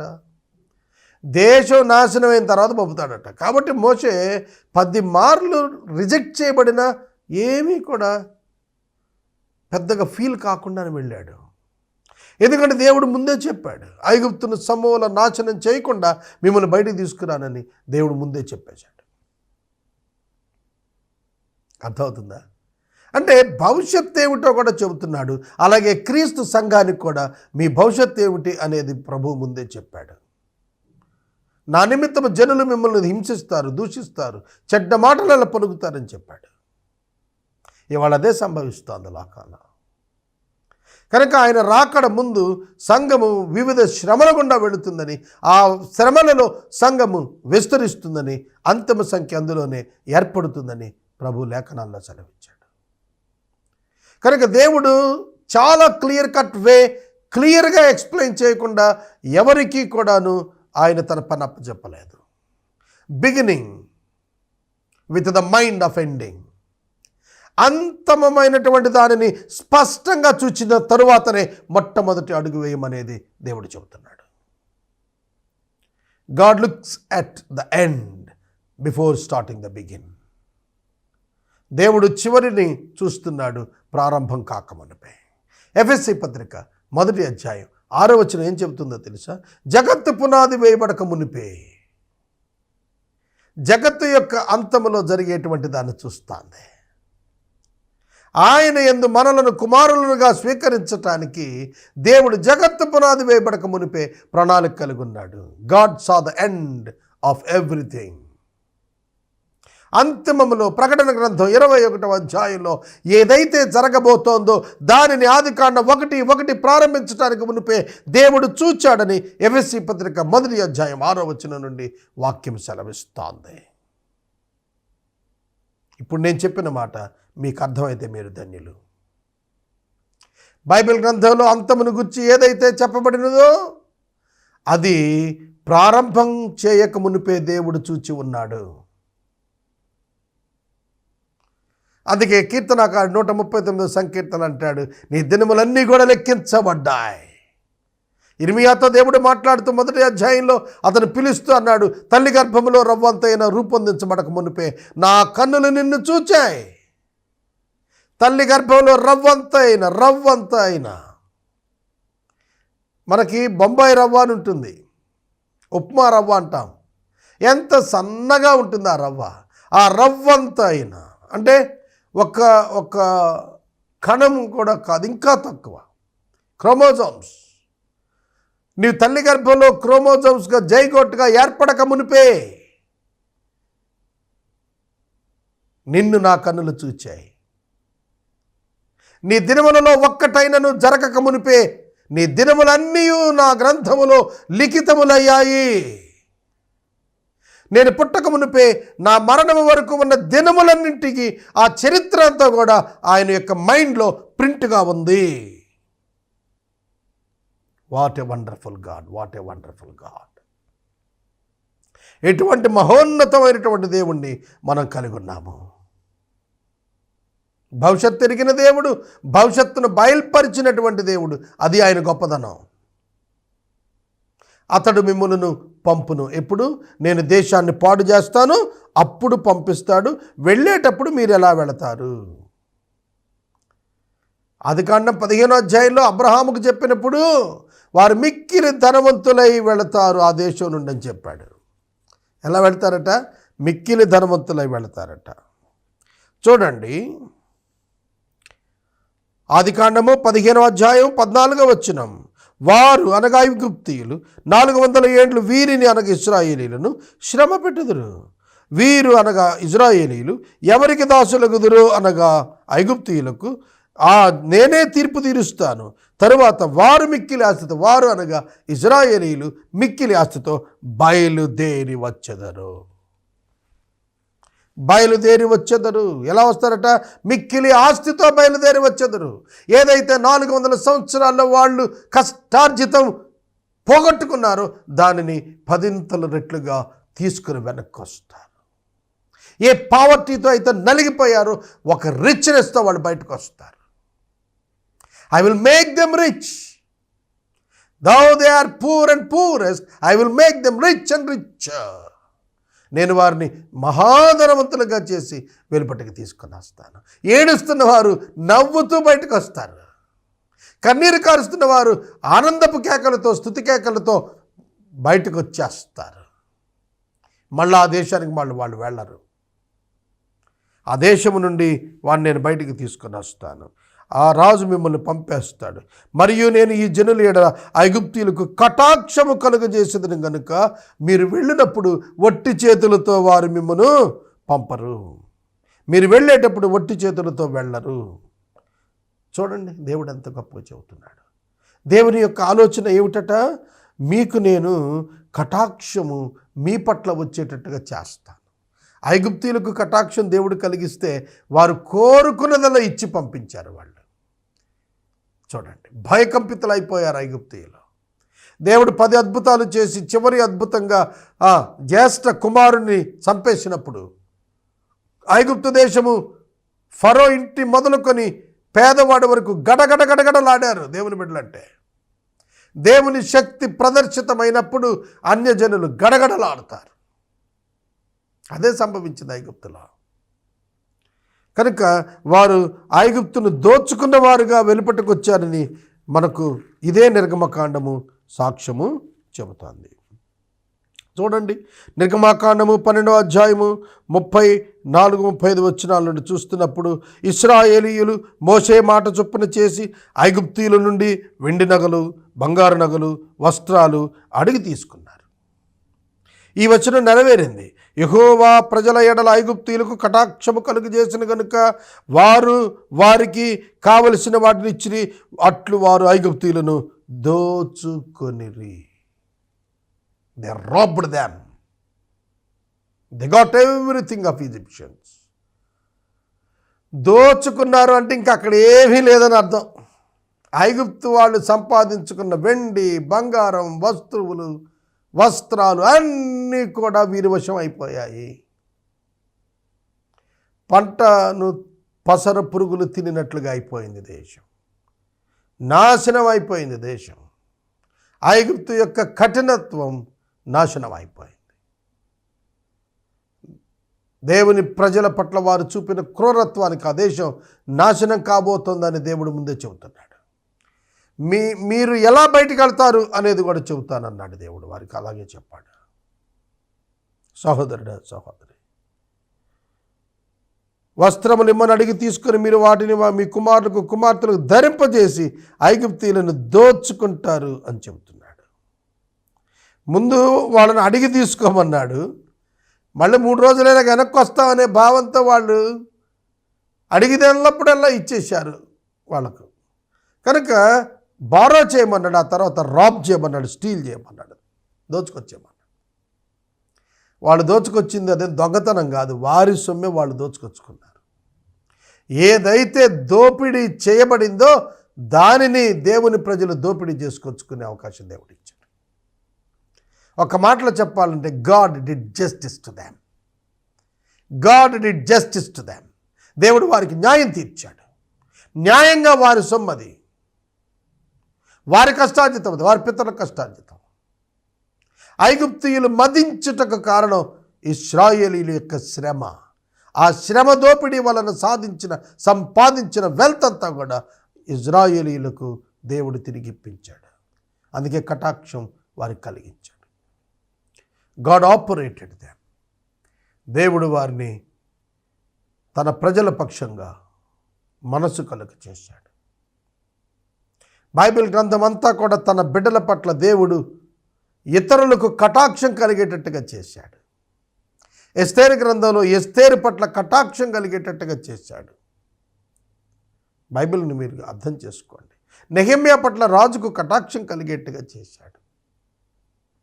కనుక దేవుడు తన యొక్క బిడ్డల పట్ల కటాక్షం కలిగేటట్టుగా ఆజ్ఞాపించినప్పుడు ఎదట వ్యక్తులు తమకున్న సమస్తాన్ని సమర్పించేస్తారు. కనుక దేవుణ్ణి విశ్వసించండి, దేవుణ్ణి అంగీకరించండి. యేసుక్రీస్తునందు పరలోకపు ద్వారాలు నీ కొరకు తెరవబడ్డాయి. యేసుక్రీస్తునందు దేవుని వాగ్దానాలన్నీ నీకు ఓపెన్ అప్ అయ్యాయి, తెరవబడ్డాయి. యేసుక్రీస్తు is the key password for all the blessings.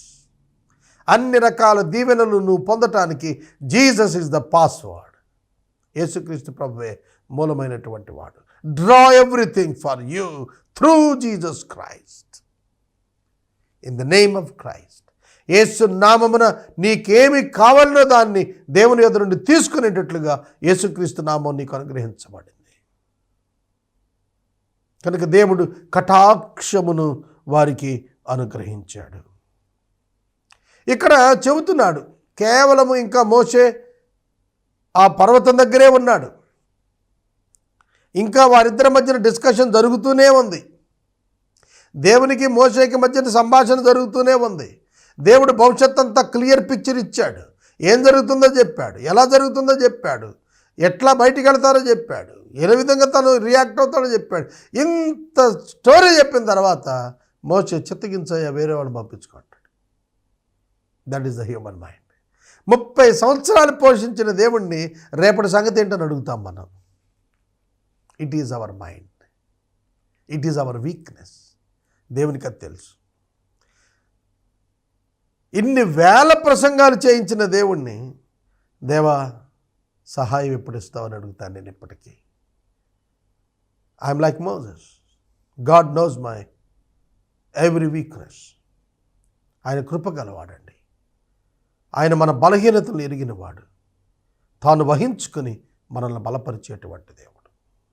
3వ అధ్యాయంలో మనకు అర్థమయ్యేది ఒక్కటే, దేవుడు ఒక వ్యక్తిని సేవకు పిలిచినప్పుడు ఆ సేవ తాను పిలుచుకున్నాడని, ఆ సేవ తాను జరిగిస్తాడని, ఆ సేవ యొక్క అంతము గొప్ప ఫలితమై ఉంటుందని, ఒక గొప్ప బహుమానం కొరకే అతన్ని పిలుస్తున్నాడని అతను సేవకుడు అర్థం చేసుకోవాలి. దేవుడు యేసుక్రీస్తుగా ప్రత్యక్షమైనప్పుడు లూకాసు వార్త 5వ అధ్యాయంలో పేతురుని పిలిచినప్పుడు చెప్పాడు, నీవు మనుషులను పట్టు జాలరుగా ఉంటావు, మీరు దేవదూతలకు తీర్పు తీరుస్తారు, ఇహమందు 100 రెట్లు పరమందు నిత్య జీవం మీరు పొందుకుంటారు. కనుక దేవుడు భవిష్యత్తు చెబుతున్నాడు మనకు. అందుకే క్రైస్తవులకు నిరీక్షణ ఉన్నది. మరణానంతరం దేవునితో ఉంటామనే ఒక గొప్ప నిరీక్షణ దేవుడు మనకిచ్చాడు. We have great hope in Jesus Christ. యేసుక్రీస్తు నందు మనకు ఒక గొప్ప నిరీక్షణ వేచి ఉన్నది. Jesus is our hope. యేసే మన రక్షణ, యేసే మన నిరీక్షణ. చివరి వచనంలో ఈ నగలను వస్త్రములను మీరు మీ కుమారులకు కుమార్తెలకు అలంకరింపజేస్తారు అన్నాడు దేవుడు. మన డౌట్ ఏంటంటే, అయ్యో దేవుడా మేము పేదవారం, మాకేం దొరుకుతుంది అని. మీకు తెలుసా, మీరు నీతిగా జీవించినప్పుడు, దేవుని విధానంలో జీవించినప్పుడు మీ బిడ్డలకు వారి బిడ్డలకు దేవుడు అనేకమైన ఆశీర్వాదాలు ధరింపచేస్తాడు. మా గ్రాండ్ పేరెంట్స్ చాలా పేదవారు, చాలా నీతిగా బ్రతికారు. ఇవాళ grand children and great grand చిల్డ్రన్గా ఉన్నటువంటి వారందరూ కూడా చాలా సమృద్ధిలో ఉన్నారు. మా తాత నానమ్మలు కోట్లు సంపాదించి ఇస్తే కూడా ఇవాళ ఈ జనరేషన్స్లో అంత రిచ్గా మేము ఉండలేము. కానీ ఆ జనరేషన్లో దేవుడిచ్చిన ఆశీర్వాదాలు ఆనాటి పేదరికంలో దేవుని సేవ చేసినటువంటి వారికి, మా గ్రాండ్ పేరెంట్స్కి అది ఆనాటికి ఆశ్చర్యమే. అది ఇవాళ మాకు ఆశ్చర్యం. ఇవాళ పొందిన మేము ఆశ్చర్యపడుతున్నాం. ఈ వాగ్దానం ప్రతి క్రైస్తవునికి వర్తిస్తుంది. నీవు నీతిగా జీవించినప్పుడు నీ పిల్లల తరాలను దేవుడు ఎంతగా ఆశీర్వదిస్తాడో తెలుసునా? అలంకరింపచేస్తాడు ఆశీర్వాదాల చేత. ఒక ముద్దకు గతి లేని పరిస్థితుల్లో సేవ చేసిన దైవ సేవకుల యొక్క 2-3 తర్వాత జనరేషన్స్ పిల్లలను ఇవాళ మీరు చూస్తే లాకియర్స్గా, మల్టీమిలియనీర్స్గా ఉన్నారు. ఇవాళ మోషే కాలం నాటికే ఎంతో శ్రమ అనుభవించి కన్నీటితో చనిపోయిన పితరులు ముందస్తుగా దేవుని చేత ఓదార్పు పొందటానికే అబ్రహామునకు దేవుడు చెప్పాడు, వారు ధనవంతులై వస్తారని. ఏ తండ్రికైనా, ఏ తాతగారికైనా నీ సంతానం పలానా ఇబ్బందులు పడుతుందయ్యా అని అంటే ఎవరు ఒప్పుకుంటారు దేవుని దగ్గర? దేవుడా వాళ్ళని అందులోంచి తప్పించని అడుగుతారు. అలా చేయొద్దని అడుగుతారు. కానీ అబ్రహాం అలా అడగలేదు. ఎందుకంటే దేవుడు 400 సంవత్సరాలు మీరు చెరలో ఉంటారంటూనే వచ్చేటప్పుడు గొప్ప ధనవంతులై వస్తారు. That is the consoling. ఓదార్పునిచ్చింది అదే. నేను నా జీవితంలో నేనెంత శ్రమలు పడినా పర్వాలేదు, నా బిడ్డలను దేవుడు ఆశీర్వదిస్తాడని నేను ఎరుగుదును. నేను సేవలో నియమ నిబద్ధతలతో జీవించటం వలన ఆర్థికంగా నిరుపేదగా జీవించవచ్చును, కానీ నా బిడ్డలను ఆయన ఆశీర్వదించనై ఉన్నాడు. ఇదే ఉదాహరణ. నీ కుమారులకు కుమార్తెలకు విలువైనటువంటి వెలకట్టలేనటువంటి ఆ ఆభరణాలను ధరింపజేసుకుని వాళ్ళని చూసి మురిసిపోతావు. నీ బిడ్డలకు నీవు అలంకారంగా ధరింపజేసుకునే రోజు రాబోతోంది అని అన్నాడు. ఎంతటి ఆనందం అండి! పేదరికంలో ఉన్నటువంటి, దాస్యంలో ఉన్నటువంటి వారికి ఎంత నిరీక్షణ! దేవుని మాట వింటే, దేవుణ్ణి ఆశ్రయిస్తే దేవుడు ఇంత ఘనంగా మమ్మల్ని చేస్తాడు అనేటువంటి భావన ఎంత నెమ్మదినిస్తుంది. ఎంతో నెమ్మదినిస్తుంది. అదే ఇశ్రాయేలీయులకు దేవుడు తెలియచెప్పమంటున్నాడు మోషే ద్వారా. ఈ అధ్యాయాన్ని ఇక్కడ మనం ముగించుకుందాం.